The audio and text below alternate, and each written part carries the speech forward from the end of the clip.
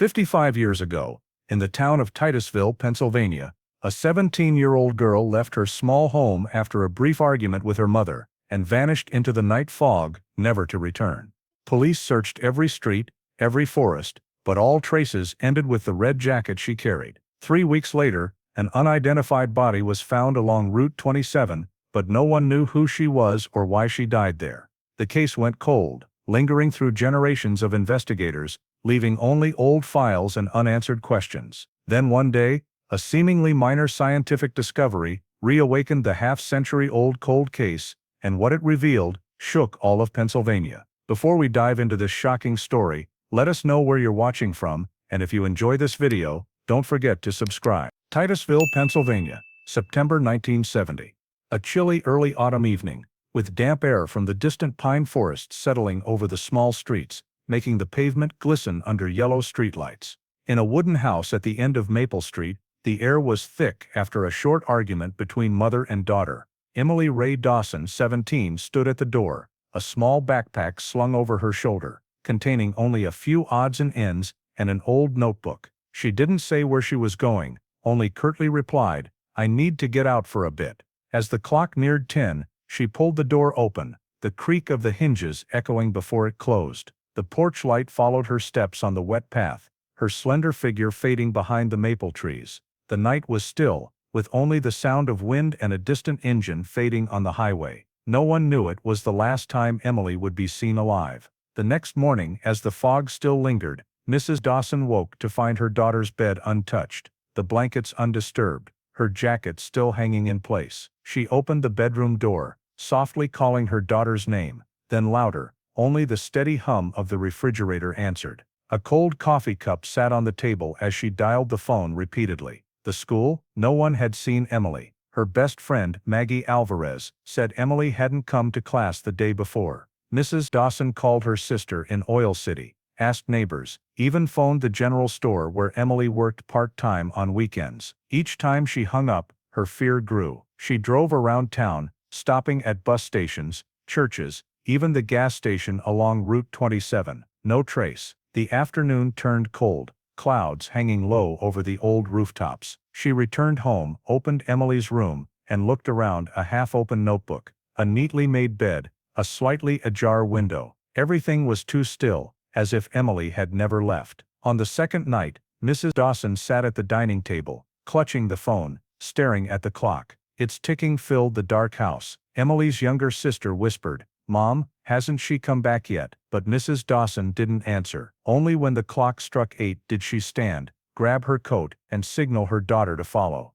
The old Ford Falcon started, its headlights cutting through the wet pavement as they left, the silence suffocating. Downtown Titusville was quiet, the glow from the police department sign casting a faint light on the red brick building. Mrs. Dawson parked, took a deep breath, gripped the steering wheel, and stepped inside. The station smelled of paper and cigarette smoke, mixed with the chill of the air conditioner. The officer on duty looked up as the mother and daughter approached. Her voice trembled, managing only, "My daughter hasn't come home." The officer nodded, pulled a blank form, and set his pen to the first line of the report. The name was typed clearly at the top, the typewriter's clatter steady in the quiet room. Emily Ray Dawson, Missing Person Report. At the Titusville Police Station, the first report on Emily Ray Dawson's disappearance was completed that night. The form numbered Missing Juvenile Case #7114 marked the start of a thin file, seemingly as routine as dozens of other teenage runaway cases in the 1970s. But for the officer on duty that night, the mother's anxious face and the younger sister's vacant stare left an odd impression. Something about this case felt different from the usual gone for a few days and back incidents. The next morning, a team was assigned to the case. Officer Robert Madsen, in charge of juvenile missing persons, began by interviewing the family. Mrs. Dawson recounted the argument from the previous night, a minor issue about school, and her part-time job. No sign her daughter planned to leave for long. He noted in the report, no luggage, no cash, no plans to leave home. The 12-year-old sister recalled that Emily didn't say goodbye, only wore her denim jacket, and carried a small backpack. They also collected a photo of Emily from her junior high graduation, the image that would become the official description. The investigation team expanded their interviews. Emily's best friend, Maggie Alvarez, said she had no plans to go far, and had even arranged to study together the next morning. Her homeroom teacher and classmates confirmed Emily was quiet but friendly, with no trouble at school. No one knew if she was meeting someone or had a boyfriend outside town. The police's initial conclusion: no signs she ran off with someone or was in immediate danger at home. By the second afternoon, an official alert was sent via telex to regional police departments, Venango, Crawford, and Erie. In an era without a national missing persons database, all information was relayed by telegraph. The description read: female 17, light brown hair, approximately 5'3", brown eyes, wearing a denim jacket, gray fabric pants, carrying a small backpack, disappeared evening of September 14, 1970, from Titusville. Within days, police organized searches around the town. 2 officers and local volunteers combed the southern forest edge, where the road led to Route 27. They checked along Oil Creek, wooden bridges, bus stops, and abandoned warehouses. Titusville PD patrol cars scoured PA Route 27, US 6, and US 322, stopping at small motels to question managers. At each location, they posted black and white flyers, with Emily's photo, copied from the one her mother provided, yet no one reported seeing her. After the evening of September 14. On the 5th day, a truck driver claimed he saw a brown-haired girl walking near a gas station on the outskirts, but he couldn't pinpoint the time. Police checked the station's overnight log. Nothing unusual was noted. Leads began to fade. In Officer Madsen's notes, a handwritten line read: "No clear clues, no signs of foul play, possible voluntary departure." The following days shifted the search to areas around roads leading out of Titusville. Police coordinated with the Pennsylvania State Police, PSP, at the Cranberry Station to check vehicles that stopped overnight on September 14, questioning long-haul drivers and fuel station staff. A few vaguely recalled seeing a teenage girl by the roadside, but no one was certain. There was no evidence she left the area by public transport. By the 10th day since her disappearance, the case was escalated to the state level. In the handover report, the Titusville chief wrote briefly: "No trace, no contact. All local leads exhausted." The Pennsylvania State Police took over, listing it as a juvenile disappearance under review. A copy of the file was sent to the Crawford County headquarters, where Route 27 runs through the hills connecting Titusville to Meadville, for storage in case anything unusual surfaced. When the official notification letter reached Mrs. Dawson, she sat silently by the window, rereading the italicized line: "The investigation remains open." To her it was no comfort. In Titusville, autumn rolled on, maple leaves turned, and people gradually forgot the story of the young girl who vanished on a dark September road. But in Officer Madsen's drawer, the thin file labeled #7114 remained, marking the start of a mystery no one expected would last half a century. On the morning of October 10, 1970, the sky over western Pennsylvania was heavy with gray, fog blanketing the harvested cornfields. Along a small forest edge off PA Route 27, about 10 miles from Meadville, a farmer named Harold Bennett drove his tractor to check a fence by the woods. Passing a trail into a wild field, he noticed crows gathering, cawing sharply. At first he thought it was an animal carcass, but as he approached, an unusual shape among the decayed leaves stopped him cold. A pale human arm protruded from the grass and damp soil. Bennett ran home, called the Crawford County Sheriff's Office, his voice shaking so much he had to repeat the address twice. Within 15 minutes, 3 police cars arrived, red lights flashing through the fog, piercing the quiet countryside. Sheriff Michael Hanlon, the scene commander, quickly cordoned off the area. He ordered a 30-yard perimeter with caution tape, instructing everyone to preserve the scene. The body lay face down, upper torso slightly twisted to the right, long brown hair covering most of the face. A red jacket, mud-stained, covered the victim, her arms half buried in leaves. No purse, no ID, no wallet. Her shoes were intact, laces tied, suggesting the body hadn't been disturbed after falling. About 6 meters away, a scratched patch of earth stretched to the road's edge, a sign the body had been dragged. The Meadville forensic team arrived, meticulously documenting the scene. The drag marks, measured over 20 feet, started at the roadside, and ended at the body. The ground showed smeared mud mixed with coarse yellow sand, unusual for Crawford County's clay-heavy soil. Nearby, technicians found a .38 caliber shell casing deep in the thick grass. Another small glint caught their flashlight, a heart-shaped keychain, faintly engraved with E who holds the key, and a small key attached, lying a few inches away. When the body was turned over, initial details emerged: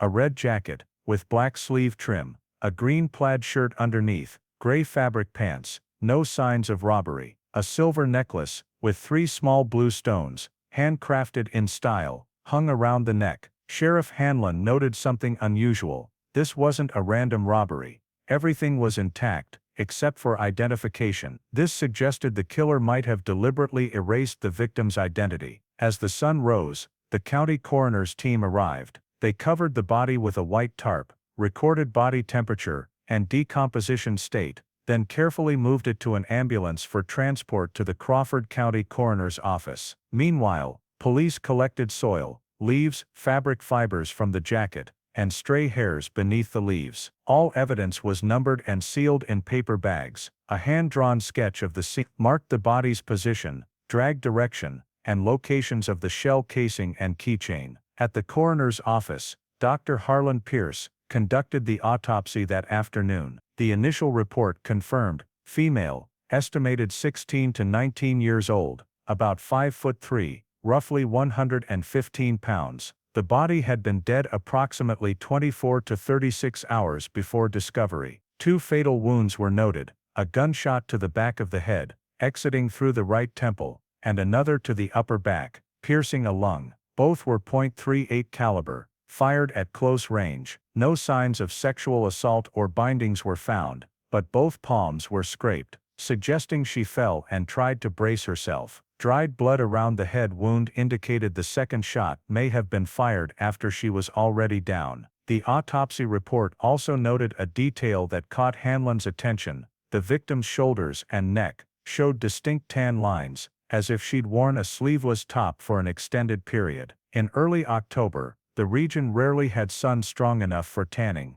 a clue suggesting she might have come from a warmer climate. That evening, at the Crawford County Sheriff's Office, Hanlon sat at his desk, studying the freshly developed scene photos. The young girl in the image lay face down, hair covering half her face, looking as if asleep. He reviewed the Titusville missing person report, received days earlier: Emily Ray Dawson, 17, missing since September 14, 1970. The description partially matched, but he hesitated to conclude. He scribbled on the file's edge: possible connection, requires confirmation. Before leaving, Hanlon pinned a newly typed sheet to the bulletin board: unidentified female, Crawford County, Jane Doe, 1970. Next to it was the evidence list: red jacket, silver necklace, heart keychain, key .38 shell casing, soil samples, pollen, hair fabric fibers. Those lines marked the beginning of a murder case that neither Titusville nor Meadville could have foreseen would remain locked in a steel cabinet for the next half-century. In the days following the discovery of the body, the Crawford County Sheriff's Office was immersed in a meticulous series of tasks.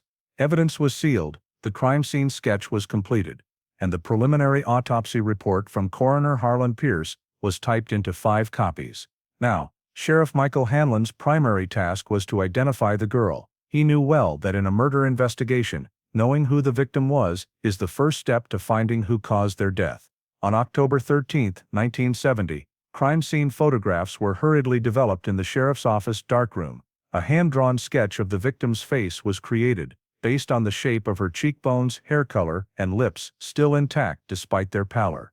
A photograph of a silver necklace and a heart-shaped keychain was also attached to the file.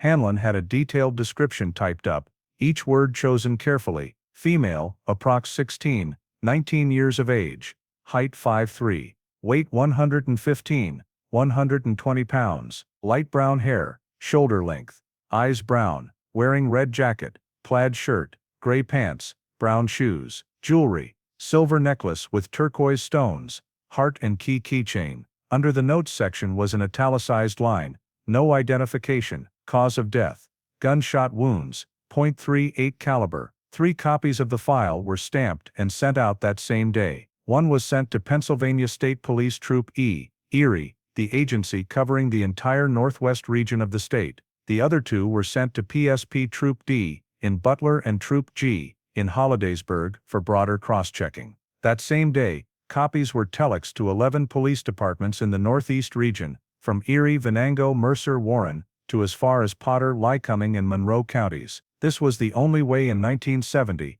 when a national centralized database for missing persons did not yet exist. Each police department operated independently, exchanging information manually through mail or telegrams. The work was slow and laborious. Each time a response came in, Hanlon opened his hardcover leather notebook, adding to the possible ID list. In the first week, 5 reports came back from neighboring counties: an 18-year-old girl from Warren missing after a dance, a student from Slippery Rock who dropped out mid-semester, a young woman from Erie reported not returning home after work. The first 3 cases were confirmed to be alive or had returned home after a few days. The remaining 2 files, one from Lycoming, one from Potter, did not match the description. Each file was closed, leaving only a folded sheet marked "No match." Hanlon, however, remained convinced that the girl must belong somewhere nearby. Her build, clothing, and necklace suggested she wasn't a drifter. On October 16, he called the Titusville Police Department, located less than 20 miles from the crime scene. When the duty sergeant, named Madsen, heard mention of a female body, about 17, red jacket, no ID, he paused for a few seconds before saying, "We have a missing person report." Around that age, Hanlon requested the photo and description be sent immediately. 3 days later, an envelope from Titusville arrived on his desk. Inside was a copy of Missing Person Report #7114. Emily Ray Dawson, 17 years old, along with a photograph taken at a summer festival at Titusville High School, a brown-haired girl with a slightly shy smile, wearing a denim jacket. Although the hair color and height were a close match, the clothing details did not align. Hanlon closely examined the face in the photo, then looked at the black and white image of the victim in the coroner's office. There were similarities: the jawline, the shape of the nose, but not enough to be certain. He called Titusville PD again, requesting the mother come to view the victim's photo. On October 20, Mrs. Dawson, accompanied by a Titusville officer, was brought to the Crawford County office. In the cold, brightly lit room, the victim's photo was placed on the table. She looked at it for a long time, her eyes red, then slowly shook her head. "No, I don't think that's my daughter. The hair is different, and the jacket she wore wasn't like this." Hanlon didn't press further. He understood that human emotions in such moments are never entirely precise, but procedurally, the result was recorded: family viewed photo, negative identification. In the weeks that followed, dozens of flyers were posted at truck stops, post offices, churches, hospitals, and schools in the area. The local newspaper, the Meadville Tribune, published a short article on page 3, titled "Unidentified Young Woman Found Along Route 27. The article included a brief description and the sheriff's office contact number. A few people called, most out of curiosity or mistaking someone they knew. An elderly woman reported a girl hitchhiking to Erie the previous week. Another said they saw a young woman in a red jacket in Cambridge Springs, but when police checked, they found nothing. By early November, Hanlon was forced to admit all efforts to identify her had stalled. No name, no dental records, no fingerprints to compare. In the summary report sent to PSP Troop E, Erie, he wrote, "Despite extensive distribution of description, no identification has been made. The victim remains an unidentified female, believed to be non-local." The case file was updated once more. The first line in the title was replaced with a red stamp: "Unidentified homicide, Route 27, Jane Dewey, 1970. The victim's photo was pinned to the cover, along with a list of evidence below: red jacket, silver necklace, heart and key keychain, 38 caliber shell casings, soil samples, pollen, fabric fibers. Hanlon closed the file, letting out a long sigh. He knew that when a case becomes a Jane Doe, it almost vanishes from public memory. But for him, the image of the girl face down in the woods lingered, like an unanswered question, a question that would remain locked in Crawford County's steel filing cabinet for years to come. At the end of October 1970, with the Route 27 Jane Doe case still without new leads, an unexpected call came to the Crawford County Sheriff's Office. The caller was Marge Ellison, a waitress at Hunter's Diner, a small eatery on the outskirts of Titusville, located at the intersection of Route 8 and Main Street. Her voice trembled slightly over the phone, mixed with the sound of a coffee machine and clinking spoons in the background. "I read about that girl, the one found on Route 27, she said. "I think I might have seen her, just a few hours before it happened." Sheriff Michael Hanlon immediately sent someone to interview her. In a statement recorded on October 27, Marge recounted that fateful evening with chilling clarity. "It was the night of September 14, around 10 o'clock, with only a few late customers in the diner. A young girl walked in with a man in his 40s. The girl was petite, with light brown hair, wearing a dark denim jacket. The man wore black-framed glasses, had curly hair, a stocky build, and was neatly dressed. He had a northern accent. Not from around here," she said. "They sat at the counter, ordered simple food, fried eggs, mashed potatoes and coffee. He paid the bill, tipping generously." Marge noticed nothing unusual except that the girl was silent almost the entire time, staring down at her coffee cup. When they left, their car was parked right outside, a light yellow Mercury Comet, license plate unclear, with an inspection sticker on the windshield. Hanlon read every line of the statement carefully. The timing, age and description matched the victim remarkably well. Everything pointed back to Titusville, where Emily Ray Dawson had gone missing that same night, September 14. He immediately requested the county office's artist to create a composite sketch based on Marge's account.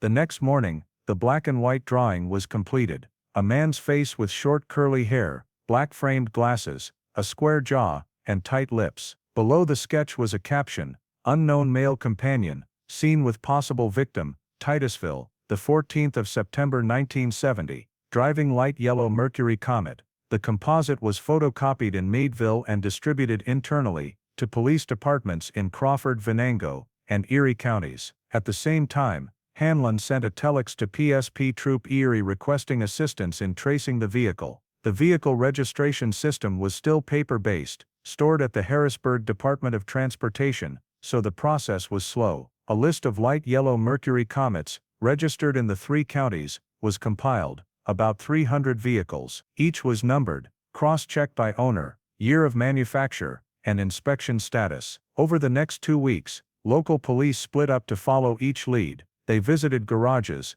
questioned mechanics, and went to homes with matching vehicles. Some owners cooperated, others didn't. Some said they'd sold the car long ago, others said it had been repainted. Sometimes they arrived only to find an old Comet rusting in a yard, license plate removed. Each result was marked in the file, checked, cleared, or unable to locate. One morning in early November, a Venango officer reported a light yellow Mercury Comet, abandoned in an old storage lot near Oil City. Hanlon personally went to inspect it. The car was dilapidated, covered in thick dust, with flat tires and a broken windshield. The license plate was gone, and the interior held only torn seats. He checked the trunk, searching for any trace, fabric, hair, personal items, but found nothing. The scene report closed with a brief note, "No evidential link to victim." Meanwhile, the composite was posted at rest stops along routes 27 and 322. A few truck drivers called,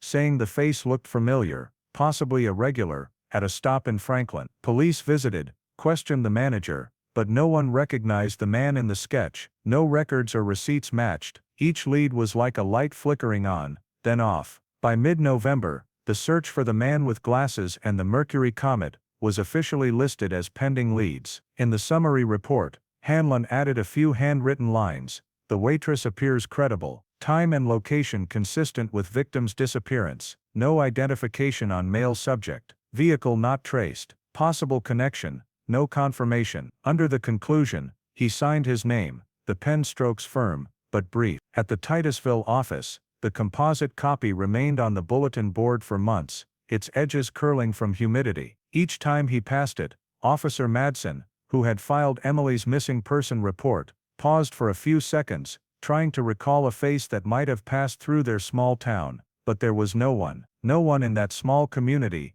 knew who the man with black-framed glasses was, where he came from, or why the young girl left the diner with him that night, only to be left, hours later, on a quiet road 20 miles away. By the end of 1970, the case began to go cold. Police continued to receive reports about the man with glasses and the light yellow car, but nothing new emerged. On the file cover, Hanlon attached a new label, changing the status from active investigation to under review. He wrote a final note in the duty log, before filing the case in the steel cabinet. No positive identification on male subject. Possible link remains unverified. Those words, simple yet heavy, closed the first phase of the investigation and opened decades of silence. Stepping into 1971, the Route 27 Jane Doe case became one of Crawford County's longest-standing unsolved cases. After nearly 3 months of investigation, every lead was exhausted. No identity, no suspect, no vehicle, only a series of brief notes in Sheriff Michael Hanlon's file. Yet he didn't give up. Whenever similar cases arose in neighboring states, Hanlon reached out, hoping to find a connection. In the 1970s, as serial murders began to shake America, names of wandering killers emerged, those who roamed states by truck or freight train. Police then believed Route 27 Jane Doe might have been a victim of one such drifter killer. In the 1980s, two names, Henry Lee Lucas and Otis Toole, shocked American media with confessions to murders across the country. Among Lucas's claimed crimes was a young girl shot twice, left in Pennsylvania. When this news spread, Crawford County's office immediately contacted the Texas Rangers, where Lucas was detained. Sheriff Hanlon, now retired, but serving as a consultant, was called back to assist due to his thorough knowledge of the original file. In a phone exchange, Lucas described shooting a brown-haired girl near a cornfield,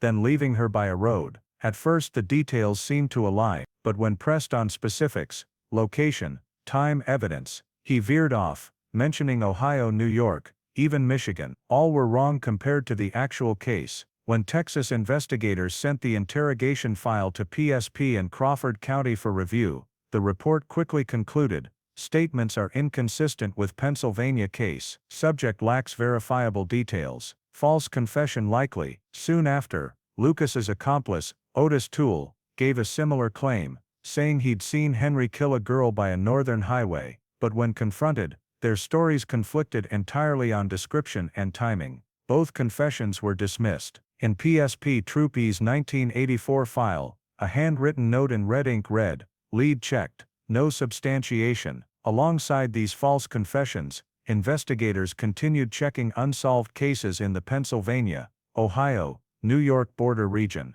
Pennsylvania State Police Lab ballistics experts compared Route 27's shell casings to over 30 cases involving .38 caliber guns from the same period. No matches were found. The technical report noted, the rifling marks on Route 27's bullets were unique, identified as from a Smith & Wesson Model 10 4-inch barrel, but didn't match any guns seized in other cases. The final line of the conclusion, no ballistic match found, case remains isolated. In 1986, when the FBI implemented the NCIC National Crime Information Center and expanded its missing persons database, PSP submitted Route 27 Jane Doe's information for comparison, but since no clear fingerprints were available from 1970, the data entered included only physical descriptions and clothing. Once again, no matches were found. Hanlon, though retired, frequently visited the county office, sitting in the records room, flipping through old documents. He reread Marge Ellison's statement, studied the now faded composite. It was a loop with no exit. If he was local, we'd have found him, he told a young PSP investigator in 1989. If he was a stranger, he left the state hours after pulling the trigger. Throughout the 1980s and early 1990s, similar cases surfaced, young female victims, shot with handguns, left by roadsides. Each time, PSP requested comparisons. Cases in Chautauqua County, New York, 1971, Youngstown, Ohio, 1973, and Westfield, New York, 1975, were closely examined, but ballistics victim descriptions and timelines didn't match. Every result came back to zero. In Crawford County's evidence room, the crime scene items, red jacket, silver necklace, heart-shaped keychain, shell casings, and soil samples, were stored in a plywood box labeled evidence, do not disturb. At the time,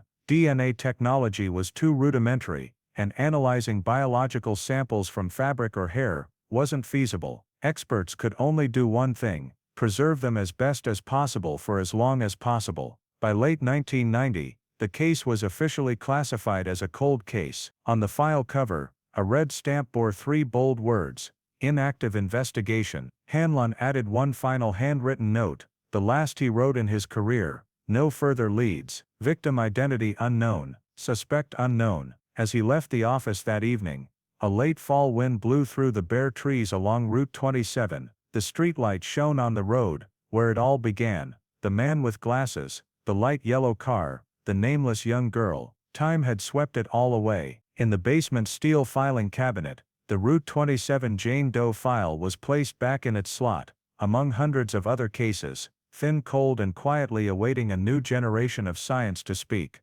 In the early 1990s, as a new generation of police officers gradually replaced the old guard in local departments, many forgotten case files were recovered and reorganized for digitization. Among them, a thin file labeled Route 27 Jane Doe, 1970, was discovered by a young lieutenant from Pennsylvania State Police Troop E, Erie, while reviewing unsolved cases involving .38 caliber bullets. At the time, the Bureau of Alcohol, Tobacco, Firearms and Explosives, ATF, and the FBI were rolling out a new system called ABIS, Integrated Ballistics Identification System, which enabled digital comparison of marks on bullet casings and projectiles collected from thousands of cases nationwide. The Pennsylvania State Police were among the first units granted pilot access.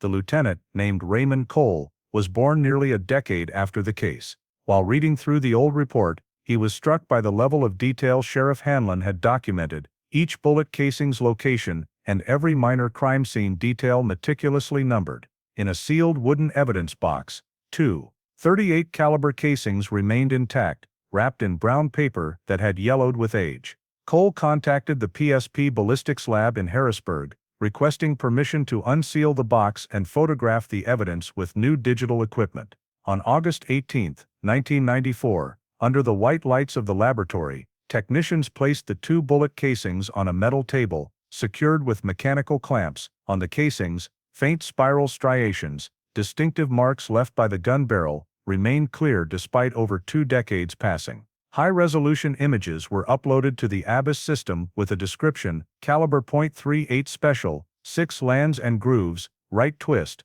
118.75, possible Smith & Wesson. The computer cross-referenced thousands of samples in the national database, comparing each striation image using a new recognition algorithm. The screen displayed a series of codes, each corresponding to a different case in the system. Cole and the technician reviewed the initial results. All showed low similarity, none exceeding 25%. No cases from Pennsylvania, Ohio, or New York produced significant matches. They expanded the search to neighboring states and included FBI data, but still found nothing. By day's end, the screen displayed the final result: no positive correlation. However, ABIS allowed for deeper analysis of individual details. When magnifying the striation patterns, the technician noted their typical characteristics: 6 grooves, right twist, uniform depth, matching the technical specifications of the Smith & Wesson Model 10, a revolver common among police and civilians from the 1950s to 1970s.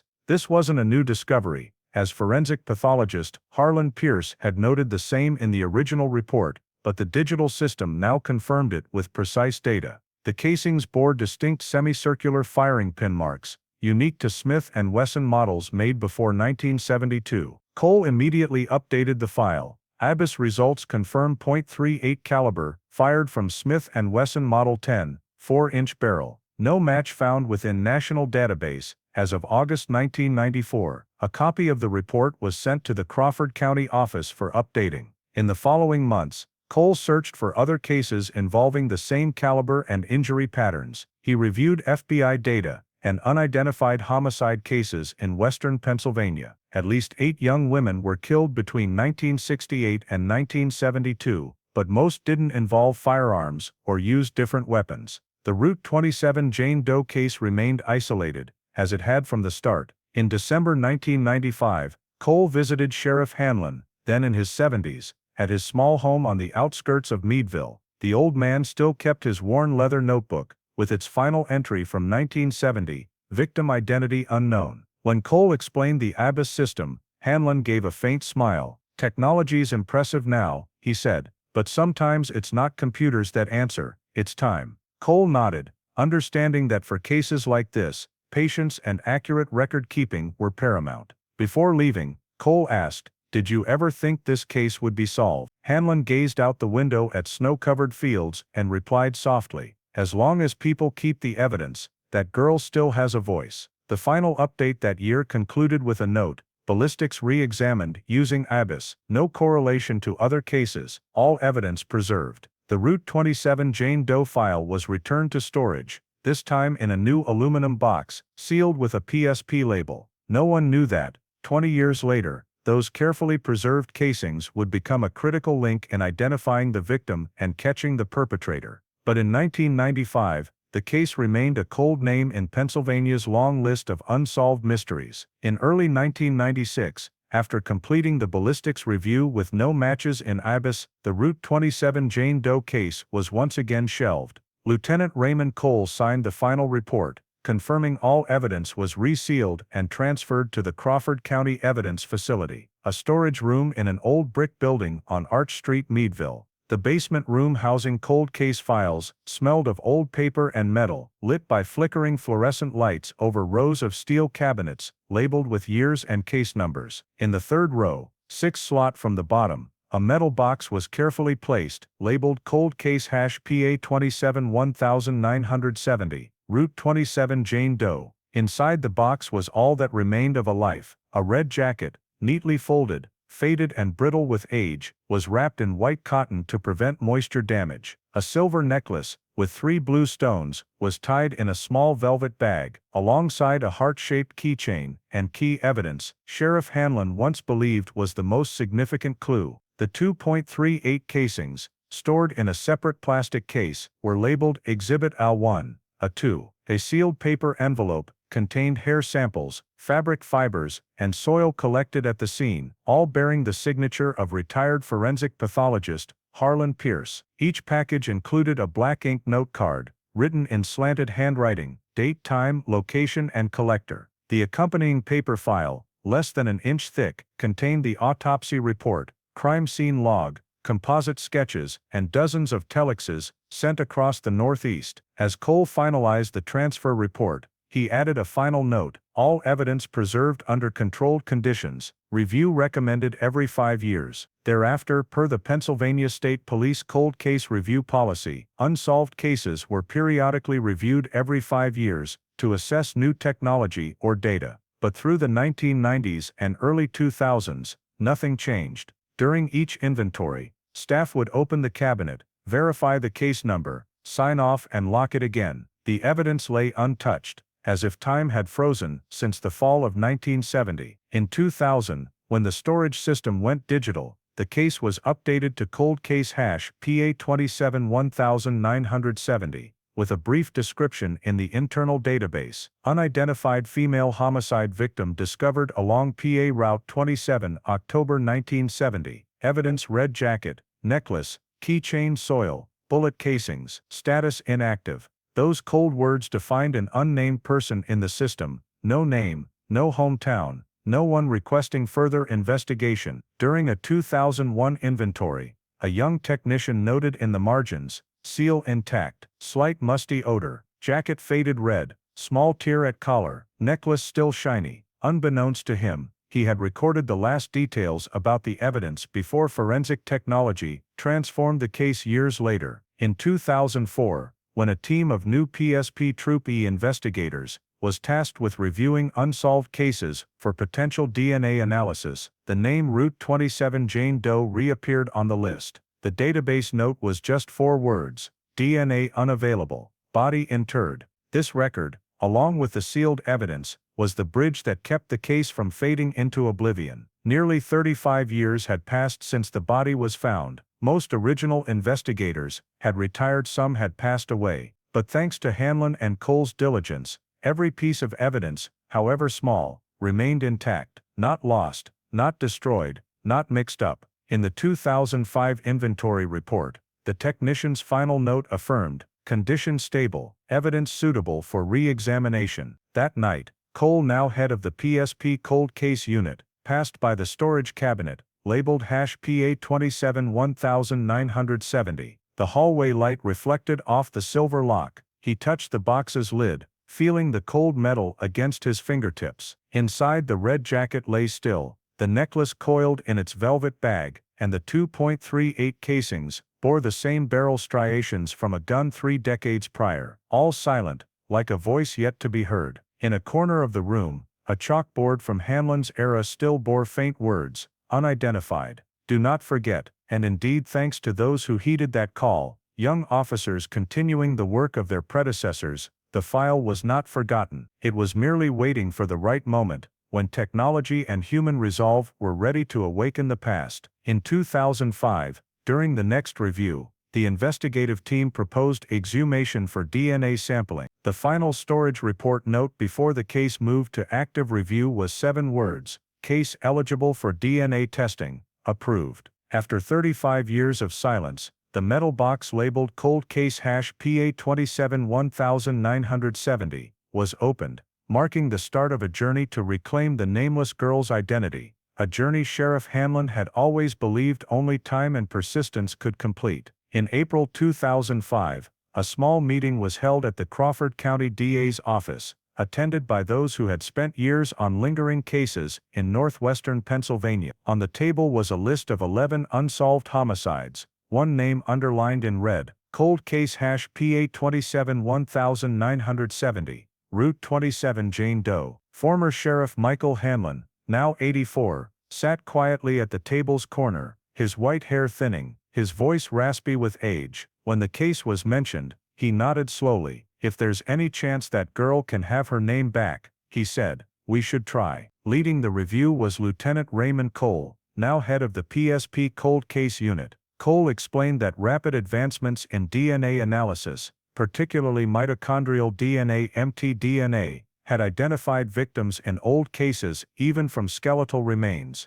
The advantage of mtDNA was its extractability from heavily degraded hair or bone, unlike standard nuclear DNA. After the meeting, Cole drafted a petition to the county court, requesting exhumation of Route 27 Jane Doe's remains for biological sampling. 3 weeks later, the court approved the order, with no family objections, as the victim was unidentified. The process was streamlined. On the morning of May 16, 2005, the Crawford County Coroner's Office forensic team arrived at Greenlawn Cemetery in Midville, where the unnamed girl was buried in 1970. A light rain the previous night left the ground damp, the air cold and still. Former Sheriff Hanlon was there, wearing his old brown coat, standing a few steps from the fence. He had once said, "I owe her a name," and that day he kept his word. As the excavator removed the first layer of soil, the smell of damp earth and old wood rose, mingling with the sound of steady metal shovels. After nearly an hour, the wooden coffin was partially uncovered, revealing fragmented bones. Technicians worked carefully, each sample logged, numbered and placed in separate bags. A femur segment, a left molar, and a few hair strands clinging to the soil were selected for analysis. All were sealed per strict protocol and sent to the PSP Forensic Lab in Harrisburg that same day. At the lab, forensic biologist Dr. Amanda Frey led the DNA extraction process. She knew the challenges of working with samples over 3 decades old. DNA often degrades heavily and is prone to contamination. However, mtDNA, stored in mitochondria and far more abundant, offered a higher chance of success. Each step was conducted in a sterile room. Bones were cleaned, ground into fine powder, and soaked in a special solution to extract organic material. After 3 days, initial results appeared on the screen, a mitochondrial DNA sequence long enough for analysis. Dr. Frey exhaled, jotting a brief note: successful extraction, partial mtDNA sequence obtained. In that moment, after 35 years, Route 27 Jane Doe had a unique biological marker, one that no one else in the world could fully match except her maternal relatives. Frey's team cross-referenced the mtDNA sequence with the National CODIS database. In 2005, the system was still nascent, primarily containing criminal profiles, with no missing persons or family data. Still, The PSP registered the sample under code PA271970 FDNA01, marked as unidentified female, mtDNA available. A backup sample was stored in liquid nitrogen at the State Forensic Center for future advanced analysis. By late June, the full report was sent to the Crawford County DA. The first line read, "Mitochondrial DNA successfully extracted from skeletal remains of Route 27 Jane Doe. Sequence available for future comparison." For the first time in nearly half a century, the case had new data, a small but significant signal. When Cole brought the report to Hamlin's office to share the news, the old man sat silent for a long time. "So, if someday a relative submits a sample, we could identify her?" he asked. Cole nodded. "Just one person, a mother, sister, or maternal aunt, and we could." Hamlin looked out the window at the maples turning color. "Then keep it safe," he said, "because that might be the only call she has left." By late 2005, the PSP officially updated the electronic file, cold case hash PA271970, DNA available for future comparison. A simple status, but for those who had spent half a lifetime on the case, it was a turning point. For the first time, instead of relying on memory and sketches, they had tangible evidence, something science could verify and speak for the dead. Months later, at a state-organized memorial for unidentified victims, Cole brought a copy of the DNA report, placing it beside an old composite sketch of Route 27 Jane Doe. Former Sheriff Hamlin said little, standing silently before a board listing unnamed victims. Before leaving, he whispered to Cole, "Now at least she has something we couldn't give her back then, a chance." That afternoon, the metal evidence box was returned to its cabinet, now with a new envelope, the DNA sample and analysis report. The typed label read clearly, "Property of PSP Forensic Division, mtDNA available, do not destroy." In the dim light of the storage room, those small words gleamed like a promise. After 35 years of silence, the Route 27 Jane Doe case finally had a chance to be heard again. In early 2006, following the successful extraction of mitochondrial DNA, the Pennsylvania State Police, PSP cold case team decided to further explore other preserved evidence in the Route 27 Jane Doe case file. The goal was to find additional data to determine the victim's region of origin, where she had lived, or at least where she had been before arriving in Pennsylvania. Among the samples stored since 1970, technicians noted a paper envelope labeled soil and textile residue from victim's jacket collar, containing soil and pollen, collected from the collar of the red jacket. This detail sparked an entirely new approach. Lieutenant Raymond Cole, now overseeing the Forensic Renewal Initiative, contacted Dr. Elaine Morrison, a palynology pollen science expert at Penn State University. Morrison, who had worked with the FBI on cases in the Midwest, was a pioneer in applying pollen analysis to criminal investigations. When Cole described the case, she immediately agreed to help. "If we still have the original fabric," she said, "the pollen could reveal the final journey of that girl." In mid-February 2006, the metal evidence box was opened in a lab at University Park, under the supervision of the PSP Forensic Division. Inside, the faded red jacket was laid out on a table under protective glass. Morrison used a microscope to scan the collar, sleeves, and pocket edges, collecting numerous tiny brown and pale yellow particles. Each sample was placed on separate slides, immersed in glycerin, and examined under an electron microscope. After 3 days of analysis, the results stunned Morrison and the team. Among the over 400 pollen grains collected, several types were completely absent from Pennsylvania's natural environment. Morrison's preliminary report detailed the findings. Most pollen belonged to oak and spruce species typical of the Northeast, consistent with where the victim was found. However, interspersed were rarer types: Casuarina equisetifolia, Australian pine, and Arecaceae palm pollen. These species thrive only in subtropical climates, southern United States, particularly Florida and Georgia. Morrison cross-checked soil samples from the crime scene to rule out contamination. No trace of these pollen types was found in the baseline samples. This meant the victim had carried these pollen grains on her clothing from elsewhere, not acquired them at the scene. In her March 14, 2006, report to the PSP, Morrison wrote, "Presence of Casuarina and palm pollen indicates recent exposure to subtropical flora, most likely in southern United States, Florida-Georgia region.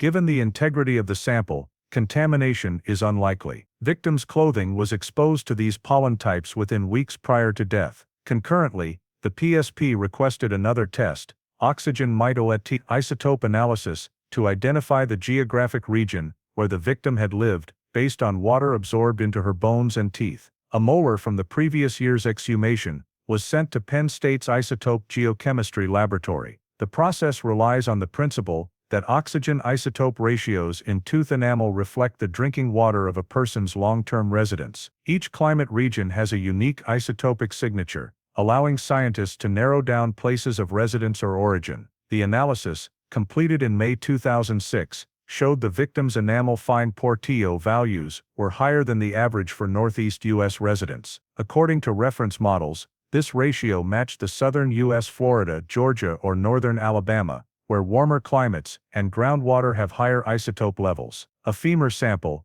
reflecting the environment in her final years, yielded similar results, reinforcing the hypothesis that she had lived in or passed through a subtropical region shortly before her death. When the pollen and isotope reports were compared, the picture became clearer. The victim was not a Pennsylvania native. She carried traces of southern winds and pollen, palm and Australian pine, species not naturally found in Meadville. She may have lived, worked, or traveled through Florida or Georgia just weeks before her murder. Lieutenant Cole reviewed the combined findings and added a brief note: pollen and isotopic evidence confirm non-local origin. Victim likely from southern USFL/GA. Travel to Pennsylvania occurred within short time before death. For him, this was a major breakthrough, the first time in 35 years that investigators had scientific evidence pointing to the victim's origin instead of mere speculation. By late summer 2006, the PSP updated the electronic case file. The geographic origin section now read probable southern U.S. Florida-Georgia region, based on pollen and O18 isotope.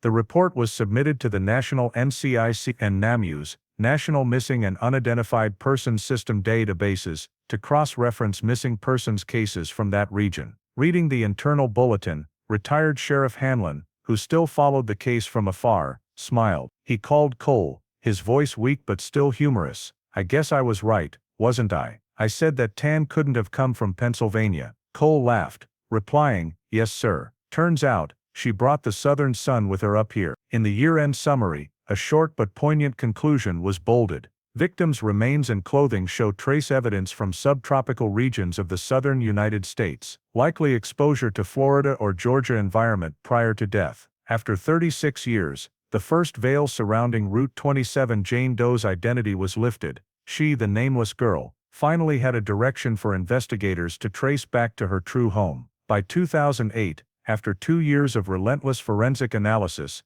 the Route 27 Jane Doe case entered a new phase. Though DNA and pollen analysis had revealed parts of her story, her true identity remained a silent void amid hundreds of case file pages. Lieutenant Raymond Cole realized that no matter how much scientific data they had, people needed a face, a tangible image to remember, recognize, and reconnect with memories faded by time. He turned to Tom Kessler, a forensic artist with the Pennsylvania State Police. Renowned for reconstructing victims' faces from skulls, Kessler had completed dozens of reconstructions for cold cases, mostly to aid in identifying missing persons. Upon receiving the Route 27 Jane Doe file, he read it in one night. The details haunted him: a young girl, nameless, shot twice, carrying a heart-shaped keychain, a symbol of affection no one knew was meant for whom. "I want to draw her so people see a real person, not just a number," he said. In early March 2008, the PSP delivered the skull, preserved from the 2005 exhumation, to Kessler's office in Harrisburg. He conducted a 3D scan of the bone structure, using the latest facial reconstruction software, which combined anthropometric data and average tissue thickness for facial regions. Every data point, from cheekbones, eye sockets, to jaw curvature, was manually entered. Kessler spent nearly 2 weeks building the skull's foundation. He noted something peculiar about her facial structure: a soft symmetry, high but not gaunt cheekbones, a youthful jawline. Based on the forensic report, he recreated shoulder-length light brown hair, brown eyes, and slightly tanned skin. Around her neck, he drew the silver necklace with 3 blue stones, exactly as found in evidence. When the sketch was complete, Kessler paused at the screen. "She looks like someone you'd meet in a diner," on a bus or in a classroom, he later said. Nothing extraordinary, but that's what makes her unforgettable. The final reconstruction was printed on A3 paper and sent to the PSP Cold Case Unit. Cole immediately requested its upload to NAMUS, the newly established national platform connecting missing persons cases with unidentified remains. On April 20, 2008, the Route 27 Jane Doe profile went live, assigned case number UF-4506. The accompanying information was meticulously updated. Gender female, estimated age 16, 19, height 5'3", 160 centimeters, weight 115 pounds, clothing, red jacket, blue plaid shirt, gray pants, brown shoes, jewelry, silver necklace with 3 blue stones, heart-shaped keychain. Key injuries: 2. 38 caliber gunshot wounds, head and back. DNA status: mtDNA successfully extracted 2005, probable geographic origin: Florida, Georgia, based on pollen and isotope analysis. Included with the profile were 3 images, one of the crime scene showing only the jacket to avoid insensitivity, one of the silver necklace,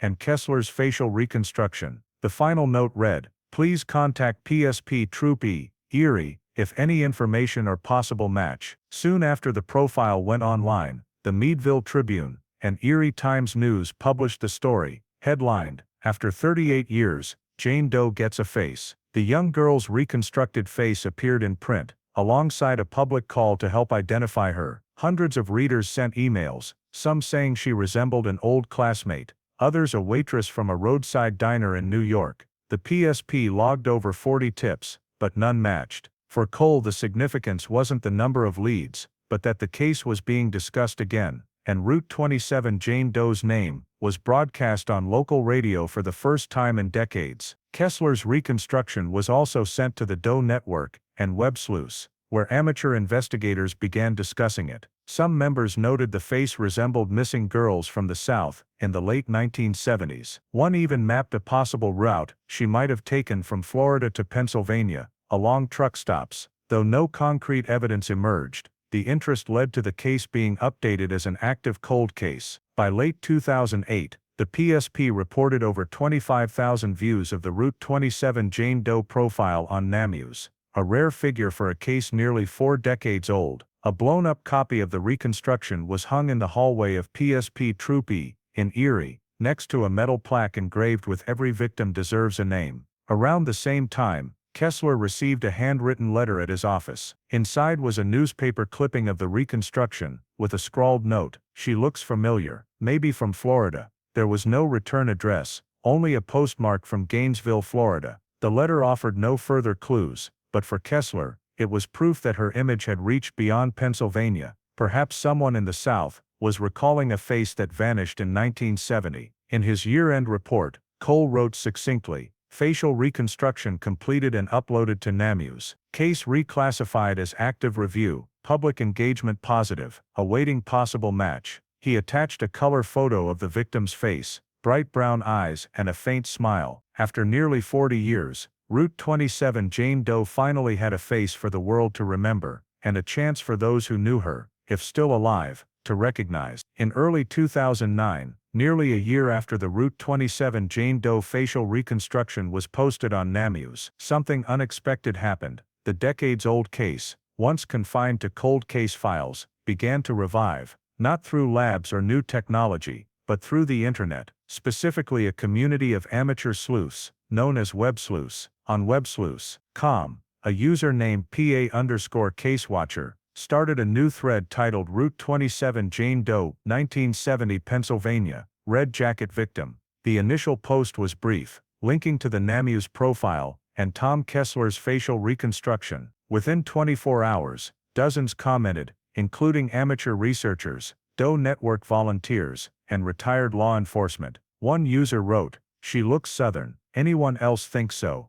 Maybe from Florida," sparking an unofficial investigation. Participants began sifting through missing persons reports from the late 1960s to 1975. They reviewed public records, comparing photos, descriptions and timelines. A user named Georgia Bell compiled a spreadsheet of over 80 cases, including missing girls from Florida, Georgia, Alabama, Ohio and the Pennsylvania border. Another, Erie researcher, map 1970s interstate transport routes, to trace possible paths the victim might have taken. They drew red lines from Gainesville, Florida, to Erie, Pennsylvania, stopping at rest areas along I-75, US 19, and Route 27, the fateful road, where her body was found. A veteran Doe Network member, DN_moderator 42, wrote, "The heart-shaped keychain key was commonly sold at southern rest stops in the late 1960s. If true, she likely passed through there before Pennsylvania." Another responded,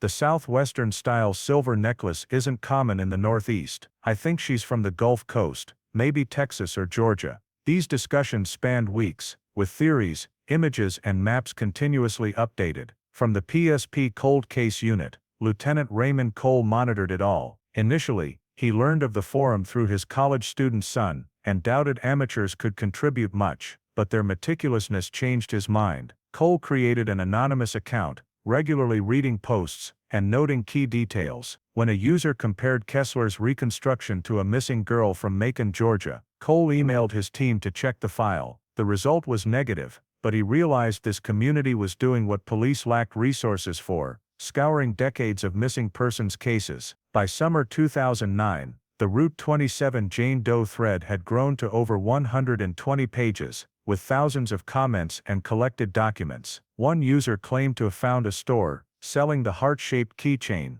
key, stationed at a Florida Turnpike rest stop in 1969. This aligned with Dr. Elaine Morrison's pollen hypothesis. The victim had been in Florida or Georgia shortly before her death. When Cole received this report from PSP technicians, he smiled. "It's ironic. It took us 30 years to confirm what the internet suspected in 3 weeks." Local media took notice. The Meadville Tribune ran an article titled, "Online Sleuths Revive, 1970 Cold Case," describing how internet users collaborated with police through tips, maps and missing persons comparisons. Erie and Pittsburgh TV stations aired segments, showing the reconstructed face with "Have you seen her?" at the end. NAMU's profile views surged. In September 2009, an email from the NAMU's regional program manager arrived at the PSP Cold Case Unit, reporting potential matches submitted by users, including a missing girl from Tampa, Florida, and another from Athens, Georgia.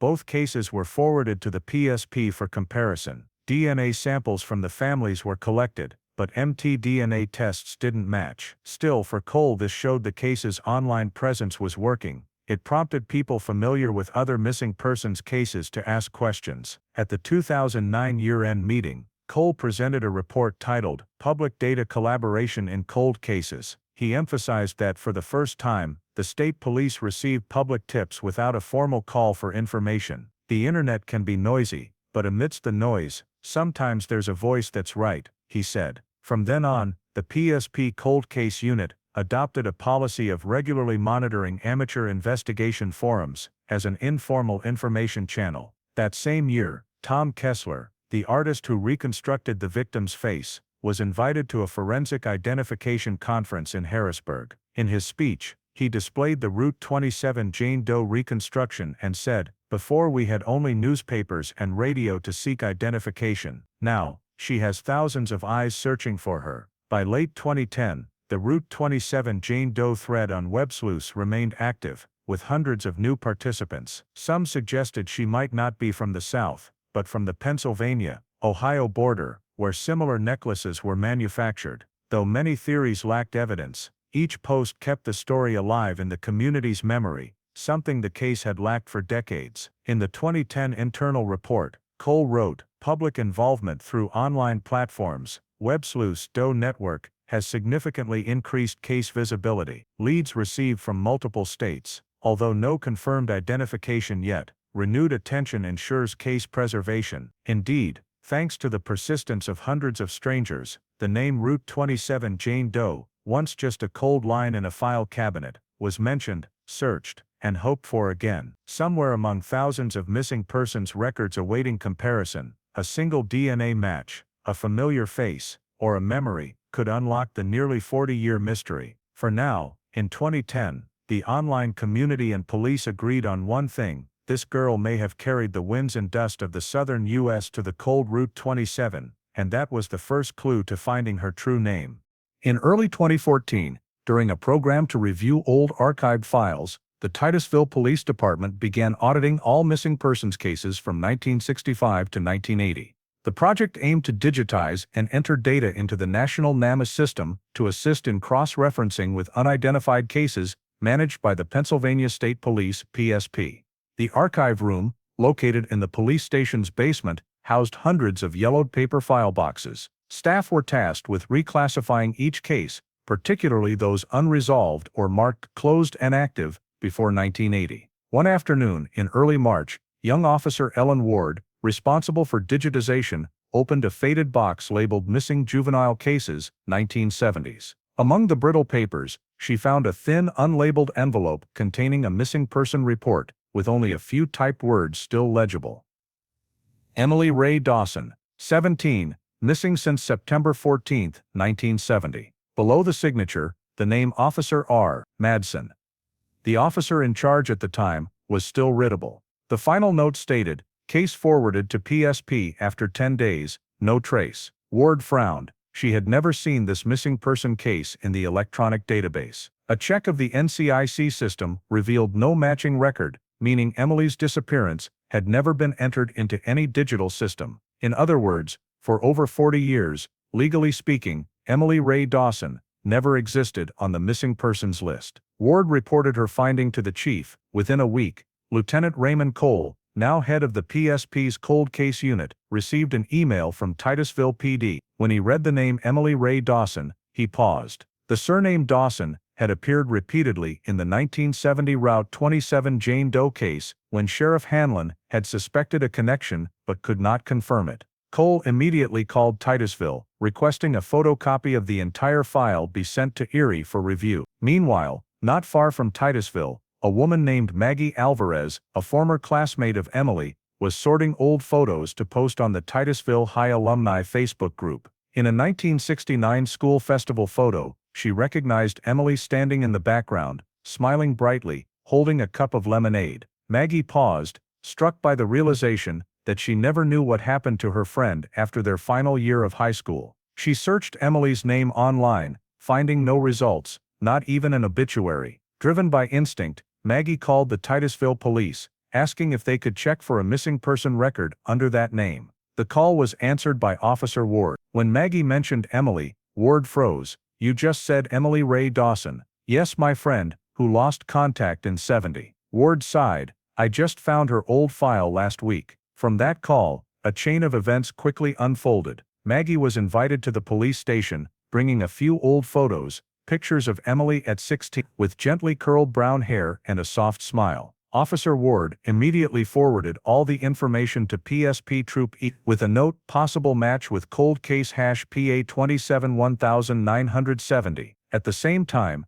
Lisa Heller, Emily's half-sister from a different father, now living in Erie, was contacted for information. When she heard the news, Lisa fell silent. She was only 12 when her sister vanished, and over the years, the family had rarely spoken of Emily. "I always thought she left, started a new life somewhere," she told the investigator. When asked if she'd provide a DNA sample, Lisa nodded without hesitation. "If it can help identify her, I'll do it." On May 12, 2014, PSP collected a cheek swab from Lisa at the Erie Coroner's Office and sent it to the PSP Forensic Lab in Harrisburg. The sample, coded ref DNA #14ER562, was compared to mtDNA extracted from the Route 27 Jane Doe remains nearly a decade earlier. Concurrently, PSP and Titusville PD collaborated to update the missing person record in the national system. On May 28, a new electronic entry was added to NamUs under code MP-23910. Emily Ray Dawson, missing juvenile, with detailed information, date of disappearance, September 14, 1970, age 17, height, 5'3", weight, 115 pounds, hair color, light brown eye color, brown clothing, when last seen, denim jacket, gray fabric pants, carrying a small backpack, last known location, Titusville, Pennsylvania, under the possible association section. Ward added a note, may correspond with unidentified female found along Route 27, Crawford County, 1970. From that moment, NamUs automatically initiated a cross-referencing process, comparing all unidentified victim profiles with compatible mtDNA in the database. In mid-July 2014, NamUs sent a notification to the PSP Cold Case Unit, potential mtDNA match identified, up #4506 Route 27, Jane Doe, MP #23910, Emily Ray Dawson. Further confirmation required. When Cole read the message, he was speechless. After nearly 44 years, two long-separated files had finally converged. He immediately contacted Titusville PD and the Harrisburg Forensic Lab for official confirmation. By late August, Lisa Heller's mtDNA sample showed a complete match with the Route 27 Jane Doe remains, with a random match probability of less than 0.01%. The scientific report, sent to the Crawford County Prosecutor's Office, concluded, mitochondrial DNA comparison confirms maternal relationship. Unidentified victim is Emily Ray Dawson. That evening, Cole called Maggie Alvarez. "You were the first to mention Emily's name after nearly half a century," he said. Maggie was silent for a long moment, then burst into tears. "I just thought someone should at least ask." On September 2, 2014, PSP officially updated the case file. Cold case #PA 27-1970 Route 27 Jane Doe, positively identified as Emily Ray Dawson. On NamUs,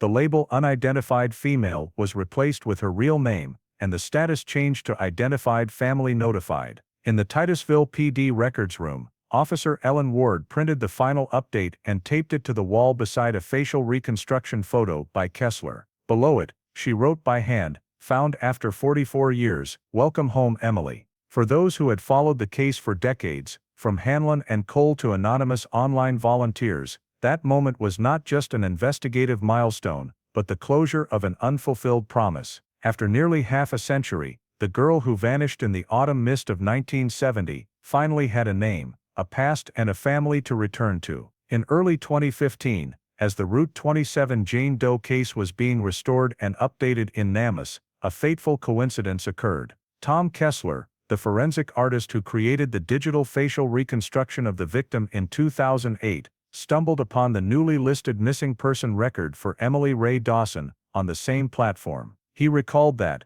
late one January evening, while reviewing unidentified cases for a training course at Penn State, he saw a photo of a young girl listed as missing from 1970. The note "Titusville, Pennsylvania, missing since September 1970, made him pause. When the image loaded clearly on the screen, Kessler caught his breath. "I know that face," he said. "That's the face I reconstructed from the skull years ago." He opened two windows side by side on his computer, one showing his Route 27 Jane Doe reconstruction, the other displaying Emily's photo from the NamUs record, recently updated by Titusville PD. The cheekbone curve, light brown hair, eyes and subtle smile matched uncannily. Kessler immediately emailed Lieutenant Raymond Cole at the PSP Cold Case Unit, attaching both images with a brief note, "You need to see this. This girl, she's your Jane Doe." Cole, who had pursued the case for nearly 2 decades, opened the email on his phone during a night shift. One glance told him Kessler wasn't exaggerating.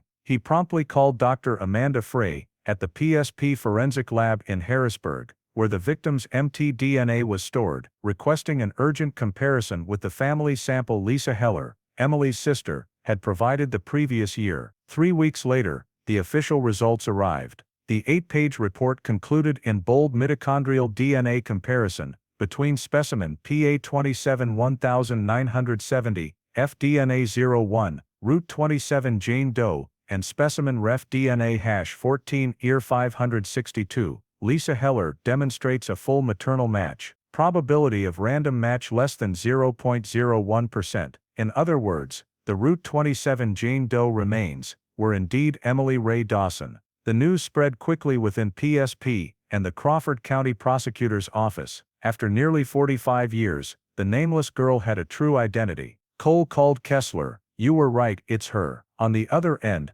Kessler was silent for a moment before whispering, "Thank God, she's no longer a Jane Doe." Per protocol, PSP sent the confirmation report to the FBI Forensic Division for cross-verification, as this was one of Pennsylvania's longest-standing unidentified person cases. In early April 2015, the FBI confirmed the match and agreed to co-host a press conference with PSP to announce the identification. On April 26, 2015, a small but solemn press conference was held at the Crawford County Sheriff's Office in Meadville. Behind the podium stood Kessler's reconstruction photo and a 1970 photo of Emily Ray Dawson side by side. Reporters from local outlets, including Erie Times News, the Meadville Tribune, and several national news agencies, attended. Cole opened with, "After 45 years, our unidentified victim finally has a name. She is Emily Ray Dawson, 17 years old, missing from Titusville in September 1970.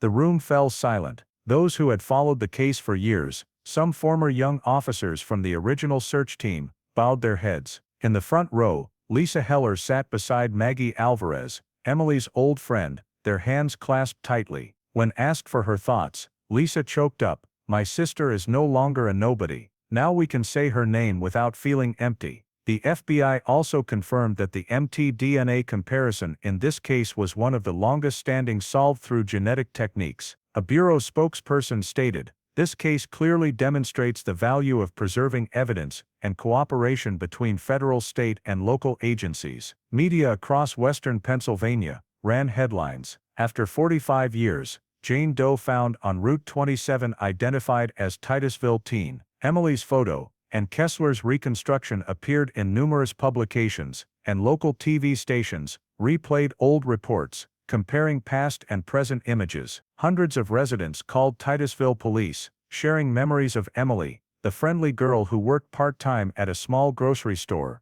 then vanished one day. Cole noted in an internal report, "Identification confirmed by mtDNA and visual comparison. Victim positively identified as Emily Ray Dawson, born 1953, Titusville, Pennsylvania. Missing the 14th of September 1970, found deceased the 10th of October 1970. Status case reclassified from unidentified to homicide investigation, named victim." Following the announcement, the Crawford County Prosecutor's Office ordered the case fully reopened, shifting from unidentified homicide to active homicide investigation. The goal was no longer to identify the victim but to find her killer. In the days that followed, national outlets like Associated Press and CNN Crime Files covered the story, calling it a triumph of persistence and DNA technology. Many missing persons organizations cited Emily Ray Dawson's case as a prime example of why agencies must carefully preserve evidence and enter old data into NAMIs. When asked about his feelings, 7 years after reconstructing the girl's face,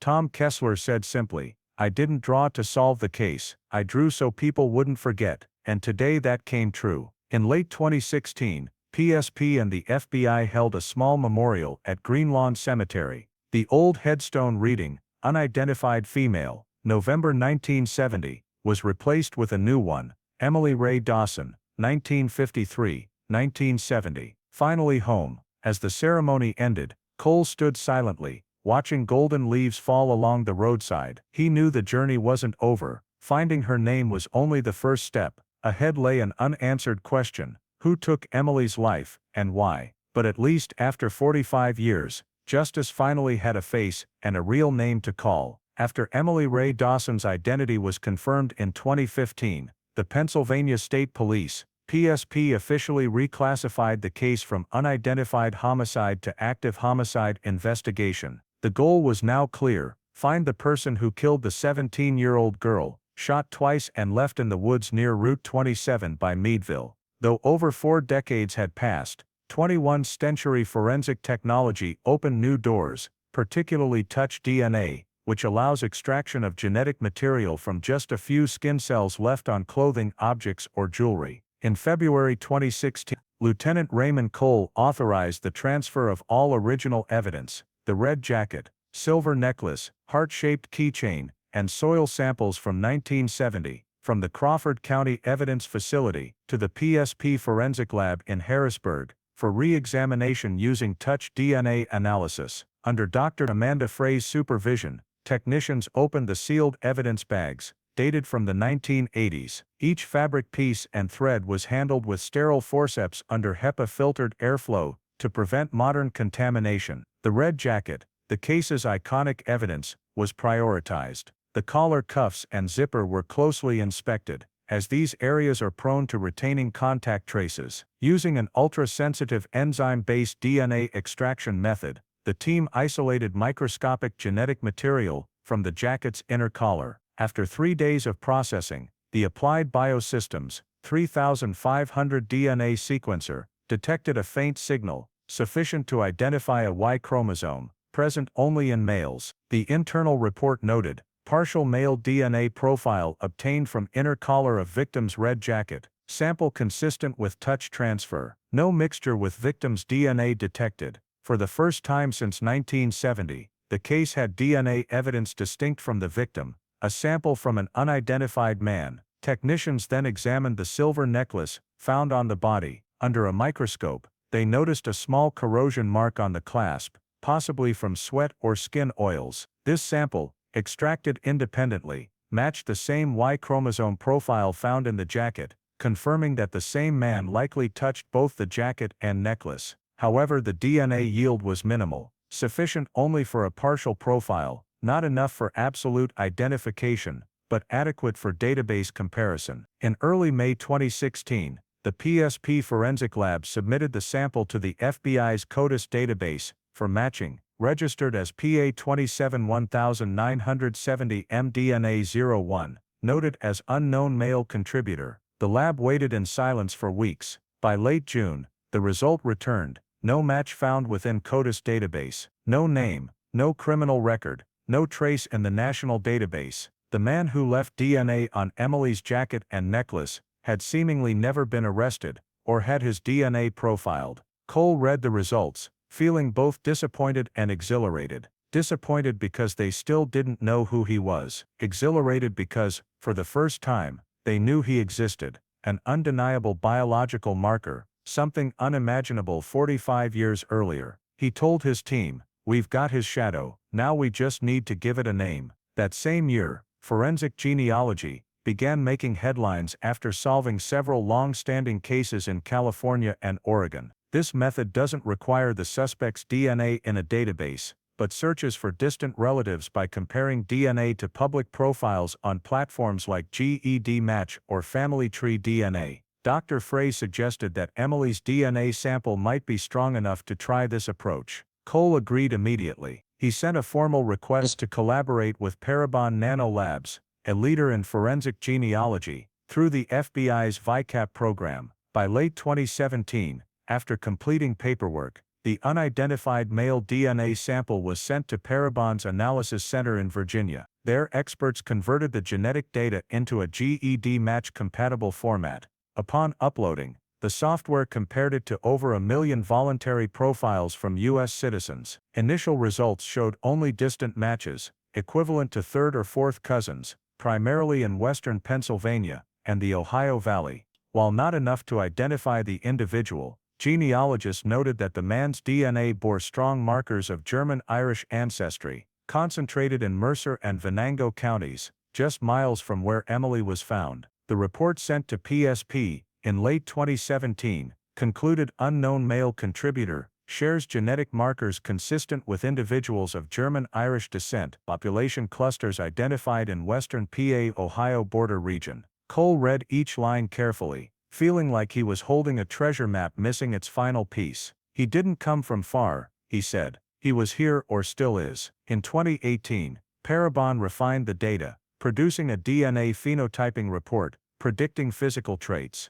The simulation showed a fair-skinned man, with dark brown hair, blue or gray eyes, and an estimated current age of 65-75. If accurate, he would have been around 25 in 1970. The image was sent to PSP, marked for investigative reference only. When Cole saw the simulation, a chill ran down his spine. For nearly half a century, that girl waited for a voice, he told Dr. Frey. Now his DNA is speaking. From early 2019, PSP, the FBI and forensic genealogists began building a DNA family tree, tracing branches suggested by GED match, a meticulous task like piecing together memories in the dark. Though the final answer remained elusive, they knew they had touched a thread connecting the present to the past. The killer's fingerprint, lingering on the collar of a young girl's jacket, a silent piece of evidence dormant for 49 years, now awakened by science to tell the missing part of Emily Ray Dawson's story.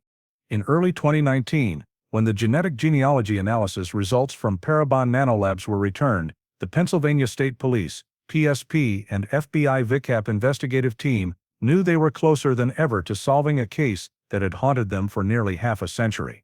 Parabon's report revealed a series of distant genetic matches found on the GED Match platform, with one profile standing out: a Dunham family member from Erie, Pennsylvania, identified as a second or third cousin to the male DNA sample found on Emily Ray Dawson's jacket and necklace. This genetic data was strong enough to confirm the two shared an ancestor at the level of a great-grandfather or great-great-grandfather, significantly narrowing the search in a small, historically rooted community. The FBI-hired genealogy team, led by Barbara Jeffries, began constructing the Dunham family tree using birth records, marriage certificates, and church documents from Erie County archives. The family tree quickly expanded. The progenitor, George Dunham, an Irish immigrant from the early 20th century, had 3 sons whose descendants spread across Pennsylvania and parts of Ohio. After nearly 6 weeks of work, the team identified 3 main branches, each narrowed down to a few men born between 1940 and 1950, the age range of the suspect at the time of Emily's murder. Among them, 3 names stood out: Harold Dunham, a former garage owner in Meadville; Richard Dunham, a former Air Force serviceman; and Paul Dunham, a pastor at a small church on the outskirts of Erie. When reviewing immigration records, the PSP discovered Paul Dunham had lived in Venango County in the late 1960s, a time and location suspiciously aligned with the route where Emily was found. Lieutenant Raymond Cole immediately directed the team to discreetly gather information on these 3 men. Harold Dunham had died in 1998, leaving no sons. Richard was living in Florida, over 70 and in poor health. Only Reverend Paul Dunham, born in 1947, remained in the area, a pastor at First Trinity Church in Erie, living with his wife in a quiet residential neighborhood. He was well known in the community for his charitable work, had taught at a local Bible school, and had no criminal record. However, public records showed that between 1969 and 1971, Paul had worked part-time for a small transportation company in Franklin, frequently driving along Route 20.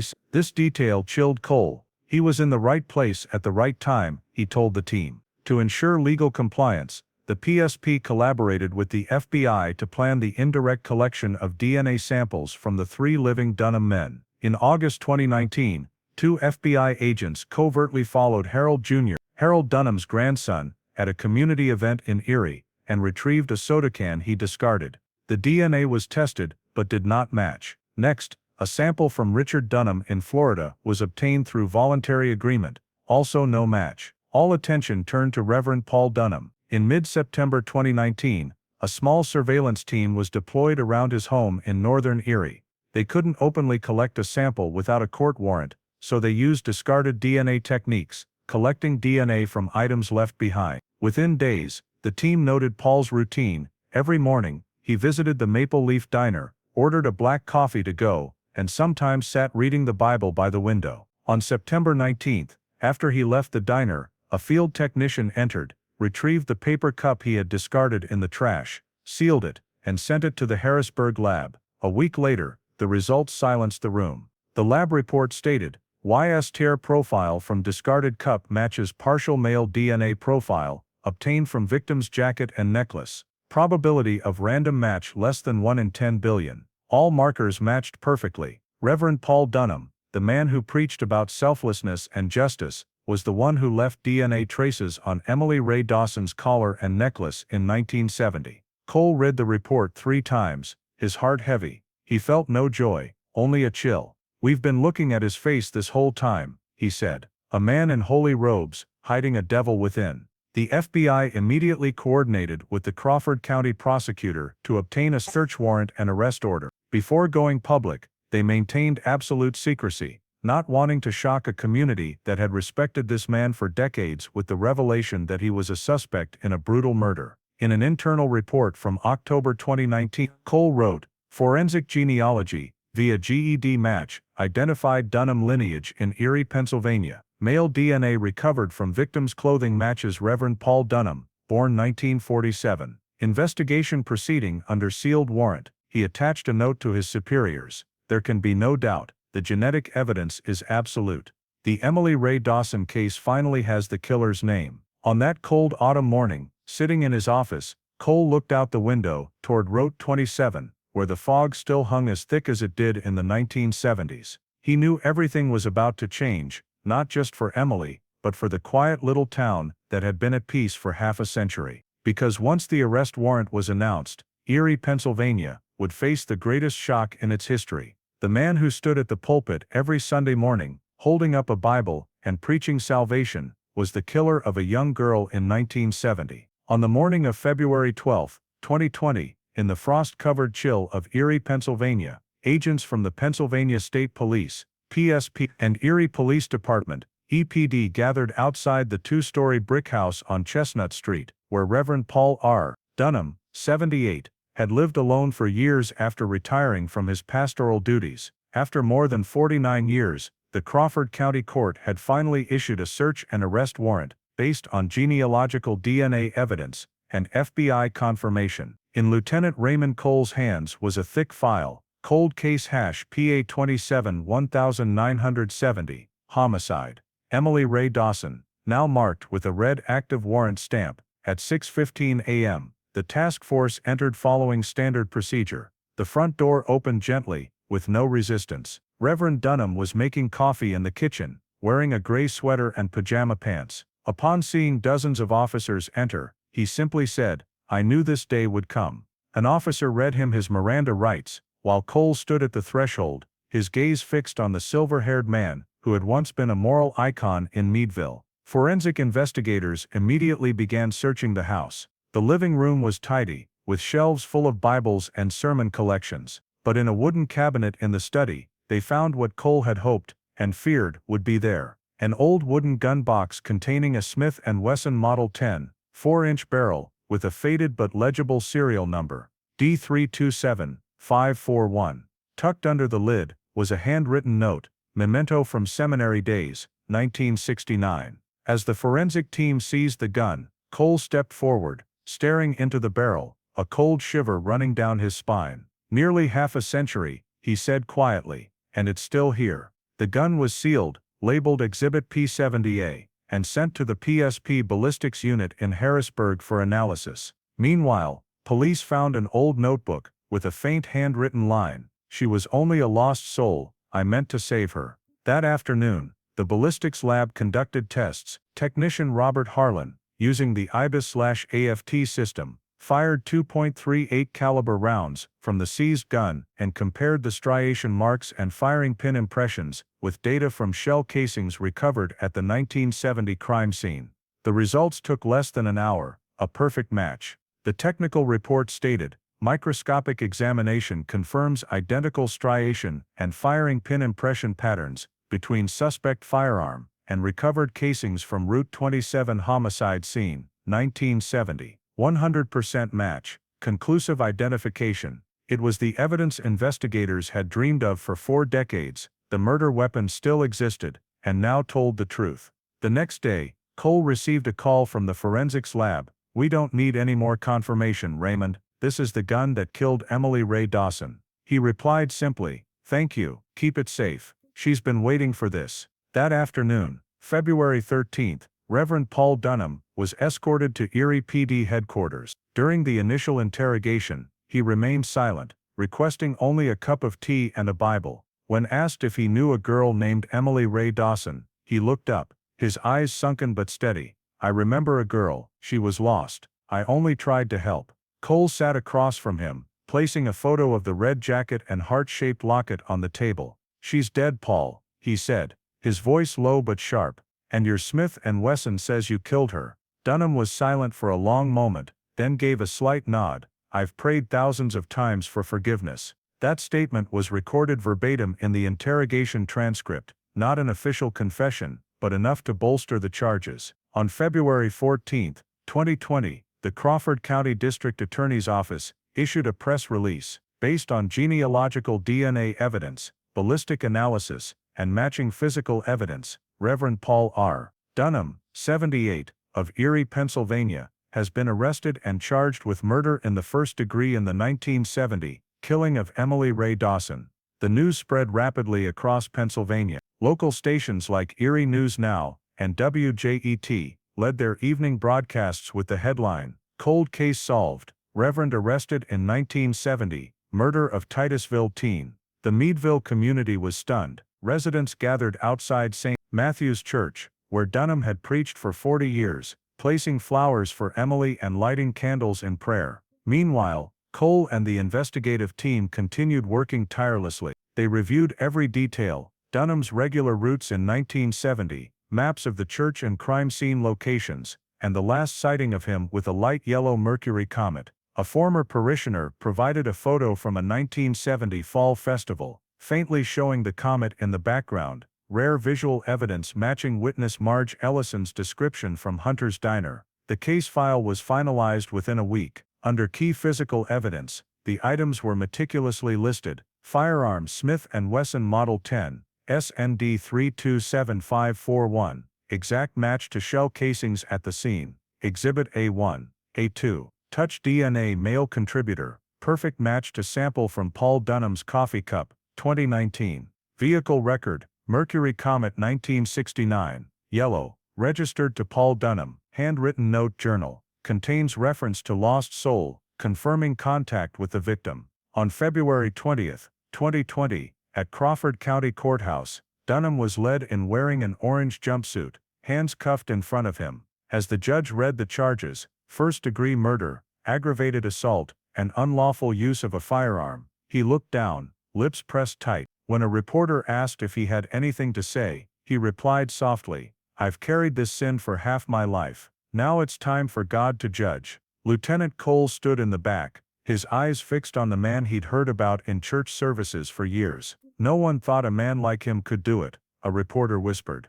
Cole replied coldly, "She thought so that night, and she was wrong." As the hearing ended, Paul Dunham was remanded to Erie County Jail to await trial. Outside, snow began to fall, blanketing the courthouse steps. Cole stepped out, looked up at Pennsylvania's gray sky, and said quietly to a colleague, "Nearly half a century, but we finally heard Emily's voice." In the final report sent to Harrisburg, the last line was bolded: "Ballistics, genetic genealogy, and physical evidence conclusively link Reverend Paul R. Dunham to the 1970 homicide of Emily Ray Dawson. Case status: arrest executed." Nearly 50 years after the crime, the bullet fired from the Smith & Wesson Model 10 in 1970 had closed the circle of justice and opened the final chapter in the long journey of a girl once forgotten. On the side of Route 27, where Pennsylvania's autumn leaves still fell as they did on that fateful night. In June 2021, almost exactly half a century after Emily Ray Dawson disappeared from Titusville, the Crawford County Courthouse became the focus of Pennsylvania's attention as it opened the high-profile criminal trial, Commonwealth for Reverend Paul R. Dunham, dubbed by the media as the cold case of the century. In the oak-paneled courtroom, light filtering through tall stained glass windows, the defendant's chair sat empty until two officers, escorted in a silver-haired limping man, Paul Dunham, 78, former pastor of St. Matthew's Church. He walked slowly, hands trembling as they rested on the wooden table, eyes fixed ahead, where a photo of victim Emily Ray Dawson stood beside the prosecution's bench. The gallery was packed: reporters, law students, former parishioners, and Lisa Heller, Emily's sister, who had waited nearly 45 years to sit in this courtroom and hear her sister's name read aloud by the court.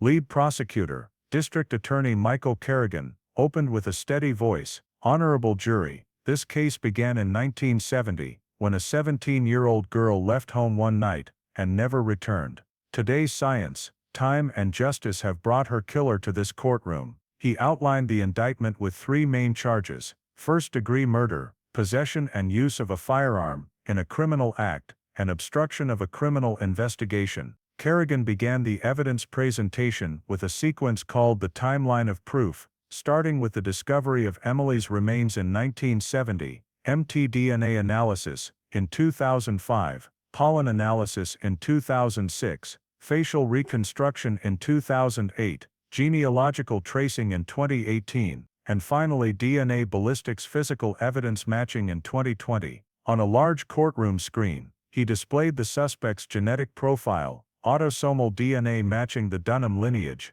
in GED match, and Y-star comparison charts, showing a 1 in 1.3 quintillion match probability, virtually impossible to be random. We're not talking about chance, Kerrigan said.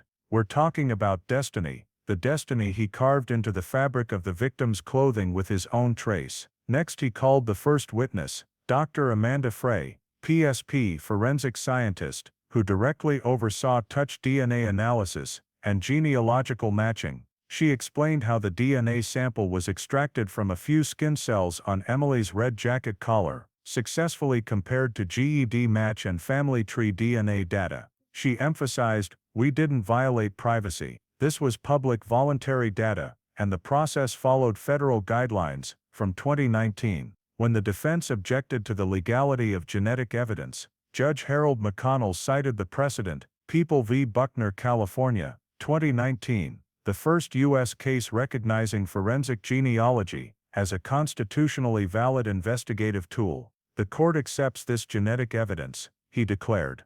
Objection overruled. The gavel strike marked the first time in Pennsylvania that genealogical evidence was officially used in a first-degree murder trial. The prosecution's next presentation was ballistics. On the screen, 3000x magnified images of bullet striations appeared side by side, one from the 1970 crime scene casings, the other from test rounds fired from the Smith & Wesson Model 10 seized at Dunham's home. PSP ballistics expert Robert Harlan confirmed, the striations match perfectly, not a millimeter off. This is physical evidence confirming this gun as the murder weapon. He noted the bullets were manufactured in 1969, a type discontinued after 1972, reinforcing the timeline and uniqueness of the evidence. The prosecution then displayed a 3D map of Route 27, recreating Emily's final journey, from Titusville to Hunter's Diner, where witness Marge Ellison had served her and a bespectacled man in a light yellow Mercury Comet. In the courtroom, Ellison's voice trembled but was clear. "That's the girl from the 1970 newspaper photo, and the man with her I can't forget. It was him." She pointed directly at Dunham, who sat with his head bowed, hands clasped tightly. Defense attorney James Riley, appointed for Dunham, countered that modern technology reaching back in time could cause errors, and that no one can be certain DNA wasn't contaminated or transferred through indirect contact. He argued that touch DNA could result from incidental contact, and that using public genealogical data invades citizens' privacy. But when the judge asked for precedent or scientific counter-evidence, Riley had none. D.A. Kerrigan responded succinctly, "You can hypothesize every possibility, but you can't erase the fact that the gun, DNA and car all say the same thing. Paul Dunham killed that girl." The trial lasted 8 days, with reporters crowding outside daily. On day 6, the prosecution presented a video reenactment of the crime, an animation showing Emily being shot once by the roadside, then dragged into the woods and shot a second fatal time. Lisa Heller left the room as the video reached its final scene. When she returned, she placed a white rose on the prosecution table, whispering, "She deserves to rest." On the 8th day, when the judge asked if the defendant had final words, Dunham stood, leaning on the table, his voice hoarse but clear. "I cannot ask for forgiveness. I've carried this sin for half my life. I only hope her soul finds the light I couldn't." The room fell silent. The jury took less than 2 hours to reach a verdict. Returning to the courtroom, their spokesperson declared, "We, the jury, find the defendant Paul R. Dunham guilty of murder in the first degree." Judge McConnell delivered the sentence in a heavy atmosphere. "This court sentences the defendant Paul R. Dunham to life imprisonment without parole or clemency. You lived nearly 50 years in freedom, while that young girl lay in cold ground.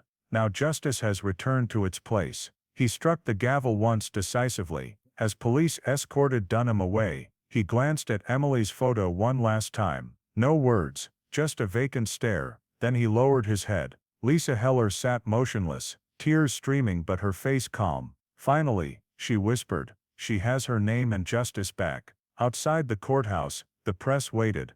D.A. Kerrigan stated, "This is a victory for time, for science and for the belief that no crime is forever forgotten." Lieutenant Cole, who had dedicated nearly 30 years to the case, said simply, "Justice may come late, but it always finds its way." In the golden sunset of Erie that day, the bells of St. Matthew's Church rang 12 times, a farewell to Emily Ray Dawson, the girl who forced a community to confront its most painful memory, and proved that sometimes, the truth only needs a chance to speak after half a century of silence.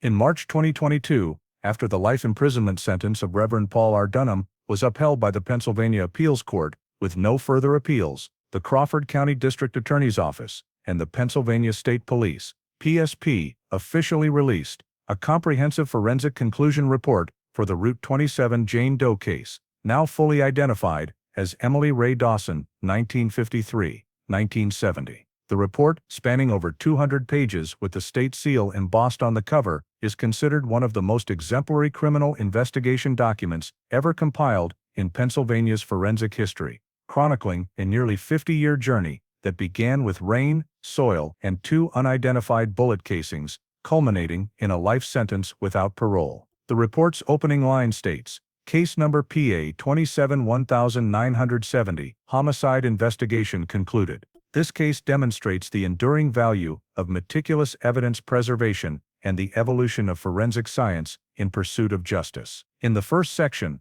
the PSP Forensic Division team recounts the entire scientific process, a narrative showcasing the continuous development of forensic technology over half a century. The first item is mtDNA analysis, conducted in 2005 after exhuming the victim's remains at Greenlawn Cemetery. The report details the extraction of mitochondrial DNA from femur bone and molar samples, yielding a complete genetic sequence comparable to immediate relatives. This was the initial step in preserving Emily's unique genetic fingerprint, regarded as the foundation for all subsequent breakthroughs. The next section discusses pollen analysis, conducted by Dr. Elaine Morrison, Penn State University, in 2006, which identified Casuarina equistifolia, Australian pine and Arocasia palm, pollen embedded in the victim's collar, evidence confirming she had been in a subtropical region of the southern United States, likely Florida or Georgia. These pollen grains, described as tiny witnesses, opened a new investigative direction, indicating Emily was not a native Pennsylvanian, but had traveled from the South before her murder. The third section summarizes isotope analysis, OAT, conducted concurrently by Penn State's geochemistry team. Results showed oxygen isotope ratios in tooth enamel higher than the Northeast U.S. average, consistent with water sources in the Florida-Georgia region, reinforcing the pollen findings. The report states, the isotope signature corroborates the palynological findings, confirming southern U.S. residency prior to death. This was considered the first dual verification step in the state's investigative history, combining geochemistry and botany to determine an unidentified victim's geographic origin. The fourth section covers ballistics evidence, the cornerstone of any murder case. The .38 caliber shell casings collected at the scene in 1970 were processed through the IBIS Integrated Ballistics Identification System in 1994. Although no match was found at the time, the rifling marks were digitized and stored, enabling a comparison in 2020 when a Smith & Wesson Model 10 was seized from Reverend Dunham's residence. IBIS SFT examination confirmed a 100% match between the scene casings and test-fired rounds,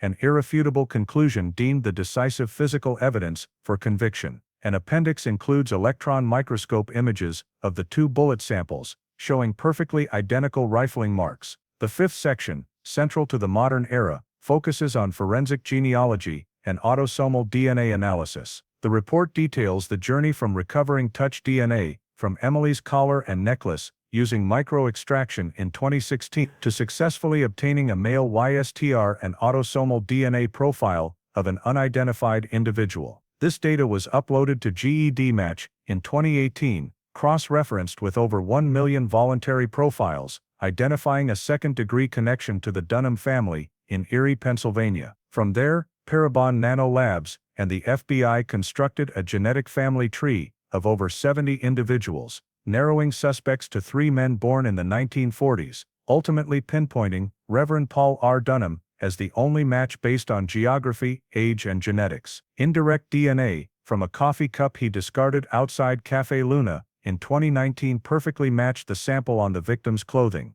This was reconfirmed by the FBI Forensic Division, with an error probability of 1 in 1.3 quintillion, and absolute certainty by national standards. District Attorney Michael Kerrigan's report introduction emphasizes without preservation, there is no justice. Without science, there is no truth. He lists the entire sequence of forensic techniques applied over nearly 50 years, in chronological order of evolution: 1970, physical evidence collection, clothing, shell casings, soil samples, personal items; 1990s, ballistic digitization via IBIS; 2005, mtDNA extraction and database entry; 2006, pollen and isotope analyses establishing southern origin; 2008, digital facial reconstruction and NAMIOS publication; 2016, touch DNA recovery and autosomal profiling; 2018, genetic genealogy and GED match linkage; 2020, firearm recovery and conclusive ballistic match. Each milestone is annotated with its results and legal impact,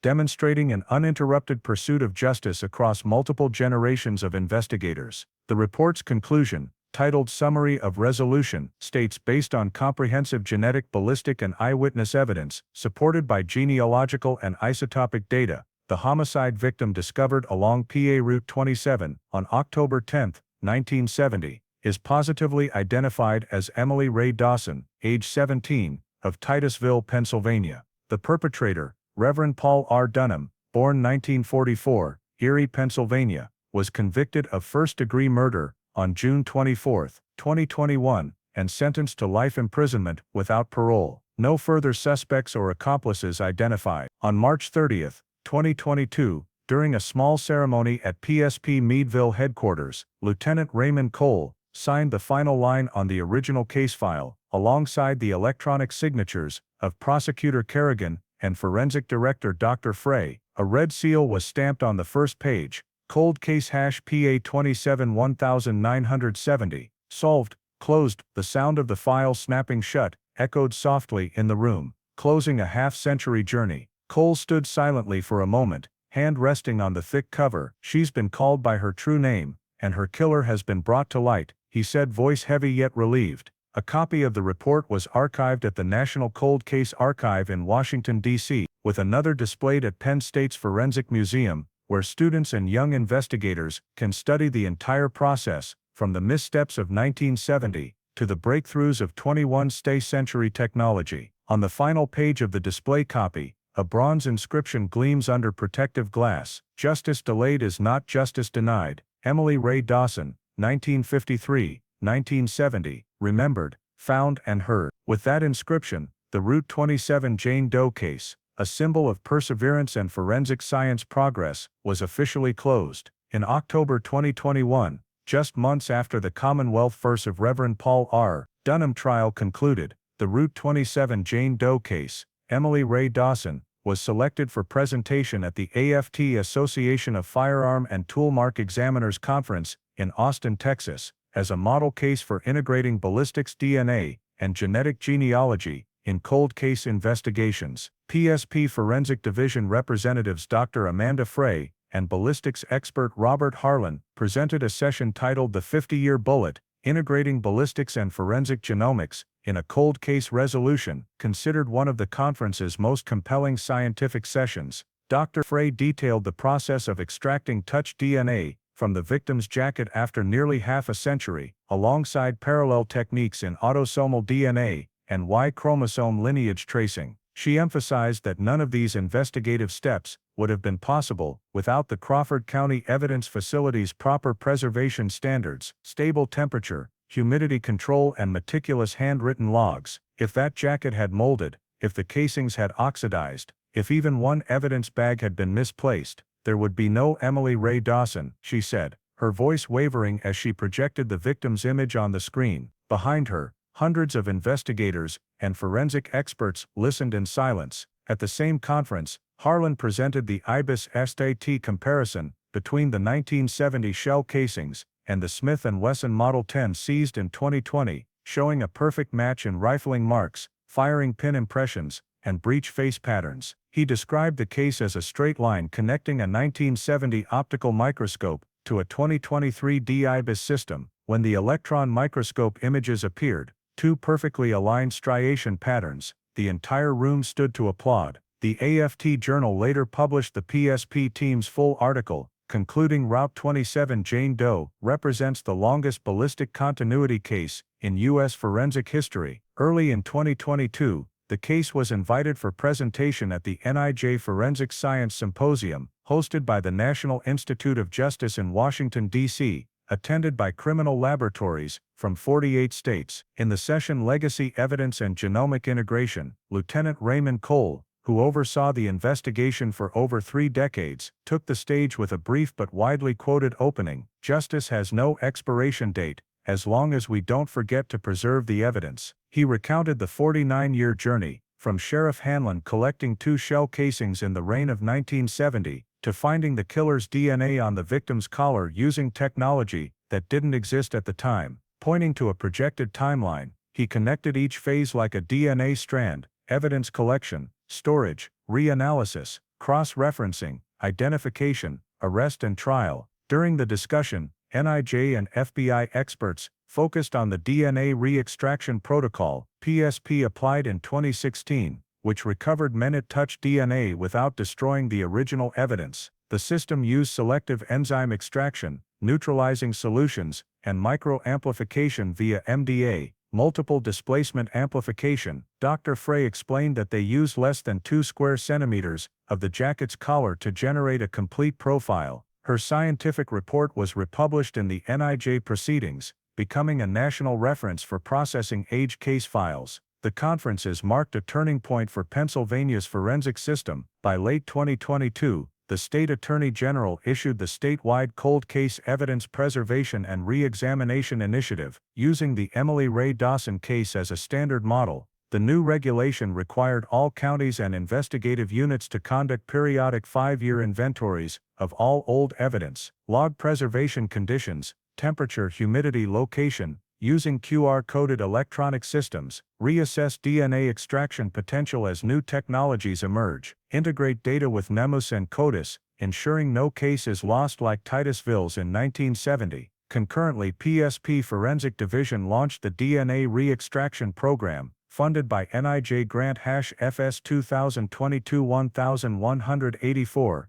to review 1,200 unsolved cases from the 1960s, 1980s. Laboratories in Harrisburg, Erie, and Pittsburgh were upgraded with next-generation sequencing systems, NextSeq 2000, enabling DNA analysis down to picogram levels, just a few cells. Initial results: within the first year, the program identified 8 unnamed victims and reopened 23 old homicide cases. The press dubbed this the Dawson effect, a belief that every piece of fabric, hair, or shell casing in storage could hold answers, provided it's preserved correctly. At a Penn State scientific workshop in September 2022, Dr. Elaine Morrison, who analyzed the pollen for Emily's case, shared her emotions upon the case's closure. "When I examined those first pollen grains in 2006, I didn't think they'd lead to an arrest, let alone a conviction. But now we know that botanical science can contribute to justice." Her report was incorporated into Penn State's forensic palynology and trace evidence curriculum under Case Study Dawson 1970. That same year, the Pennsylvania Police Academy held a special training session called the Dawson Protocol. Trainees learned to reconstruct cold cases from physical evidence,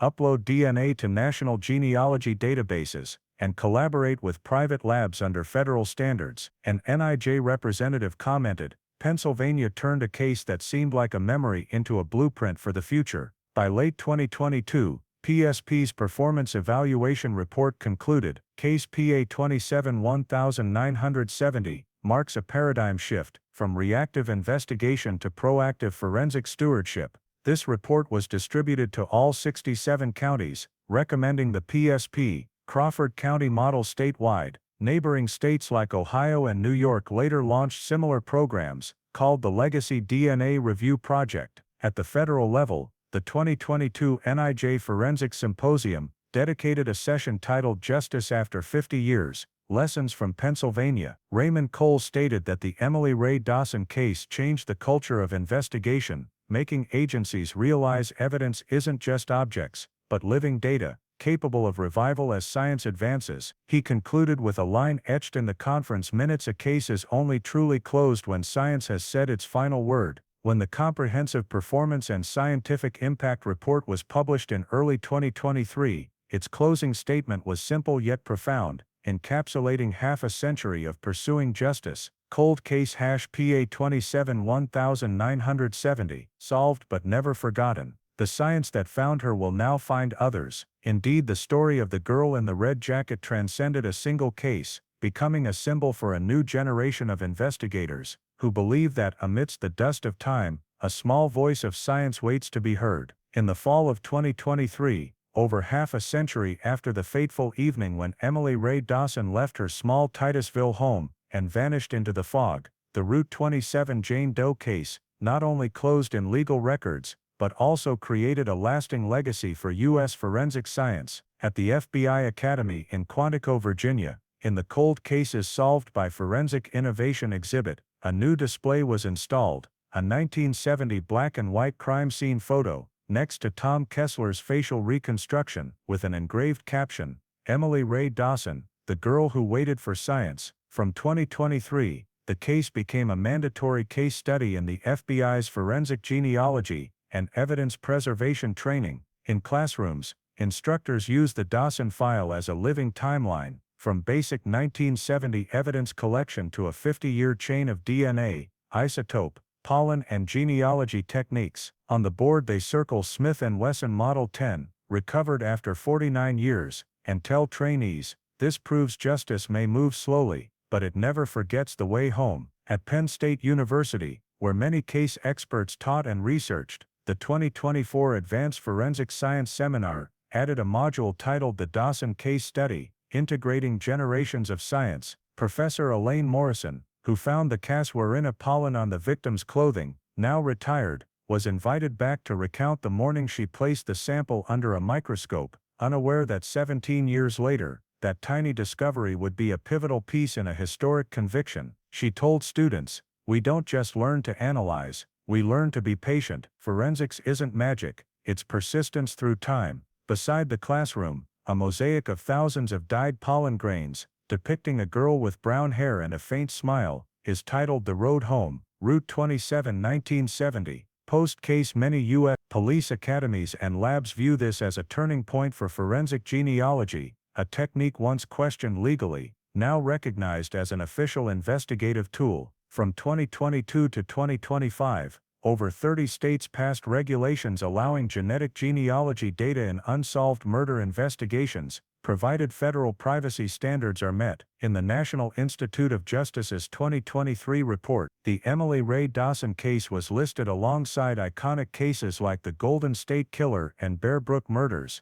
with a special note. This case demonstrates the longest evidence-to-conviction continuum in American forensic history, 49 years of continuous integrity. Throughout nearly half a century, every piece of evidence remained intact and legally viable for conviction. In Crawford County, where it all began, decades of silence gave way to pride tinged with sorrow. Greenlawn Cemetery was renovated, beside Emily Ray Dawson's true headstone, 1953-1970. Finally home, the county chose to preserve the original marker inscribed "Unidentified Girl, November 1970, lest we forget." That stone, erected when her identity was unknown, became a symbol of investigative work, where young police trainees and forensic experts visit during field trips, placing a badge or notebook on the slab. Each year on October 10th, the day the body was found, PSP holds a small ceremony. They call it a roll call, not a memorial, listing cases solved through perseverance. Emily's name is read first, followed by others identified through the DNA re-extraction program, inspired by her case. Lieutenant Raymond Cole, who retired in 2022 after over 30 years with the Cold Case Unit, spoke at the first ceremony. Standing among the headstones, his voice steady but emotional, he said, "This girl made our entire system change. We used to think our job was to close cases, now we know it's to keep evidence alive until science catches up." After the ceremony, the Route 27 Jane Doe marker was encased in weatherproof glass, with a small bronze plaque, symbol of perseverance in forensic science, dedicated by the Pennsylvania State Police 2022. It's not just a tribute to a victim, but a reminder to every generation of investigators. Each file in cold storage isn't an end, but a wait. The case's societal impact was equally profound. In Titusville, Emily's hometown, Titusville High School erected a small memorial wall with photos of missing students over the years, and the inscription, "Because someone kept asking." Emily Ray Dawson's name was given to an annual forensic science scholarship at Penn State, founded by her sister Lisa Heller. At the first award ceremony, Lisa said, "Without those who preserved that jacket hair and 2 shell casings, there'd be no justice, and without justice, we can't truly remember anyone." In 2024, PBS's multi-part documentary, The Road to Justice, Route 27 premiered nationally, recounting the investigation across 5 generations of police. In the final episode, Sheriff Michael Hanlon's voice from an old recording resonates, "You don't bury a case, you keep the light on until she finds her way home." The quote became widely cited in FBI and NIJ training materials. Professionally, the Emily Ray Dawson case set Pennsylvania's first legal precedent validating forensic genealogy as admissible evidence, paving the way for hundreds of cold cases to be reopened. The Department of Justice's 2024 report, in its Breakthrough Cases in Genetic Genealogy section, noted the Dawson investigation established the first judicial precedent validating genealogical DNA as admissible primary evidence in a homicide trial. Over 20 states later cited this case in similar rulings, elevating genetic genealogy from an experimental tool to a standard investigative practice. In the forensic community, the case is nicknamed the 50-year case. Journals like Forensic Science Review and Journal of Cold Case Investigation dedicated special issues to its analysis. Experts argue its greatest value lies not in catching the perpetrator, but in reshaping investigators' views on time, that science always moves forward, and their role is to hold faith long enough to keep pace with technology. At the 2025 FBI Academy graduation, the director read the PSP internal report's closing, etched on Crawford County's memorial marker, as a send-off for the new class. "A case is never truly old if evidence is preserved, and a victim is never truly lost if someone keeps calling her name with the persistence of science." Emily Ray Dawson wasn't just found, she taught us that justice doesn't fear time. In that quiet morning, hundreds of young trainees stood solemnly, looking at the image of the girl in the red jacket,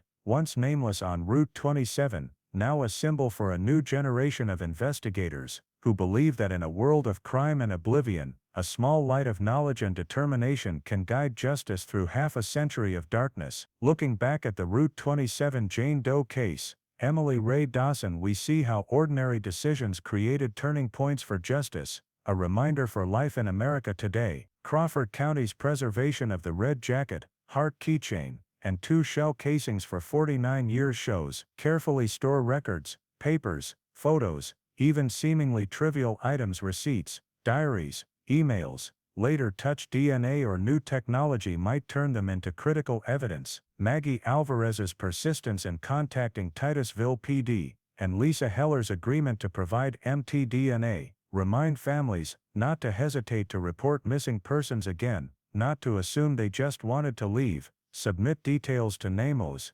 update dental records, scars, belongings, friends. The GED match and genealogy story says you have privacy rights, but if you and your family choose to share data thoughtfully, you might unlock answers for your community, as the Dunham match led to Reverend Paul Dunham, the impossible suspect. For schools, churches, businesses, build risk reporting protocols and safety training for youth. Don't let someone trustworthy become a moral blind spot. For local police, learn the DNA re-extraction program, inventory evidence regularly, connect with IBIS and NAMOS, and monitor online communities like WebSleuths for leads. For individuals, prioritize travel safety, share live locations, avoid hitchhiking, stay in regular contact, and if you recall a missing person, speak up. A call like Maggie's can start the justice machine. Emily's final lesson: justice delayed is still justice, as long as we hold on to truth and keep calling the departed by their true names. If you believe every unresolved story deserves to be heard like Emily Ray Dawson's journey, hit subscribe to join us in exploring cases awakened by science after decades of silence. Thank you for joining us. See you in the next video.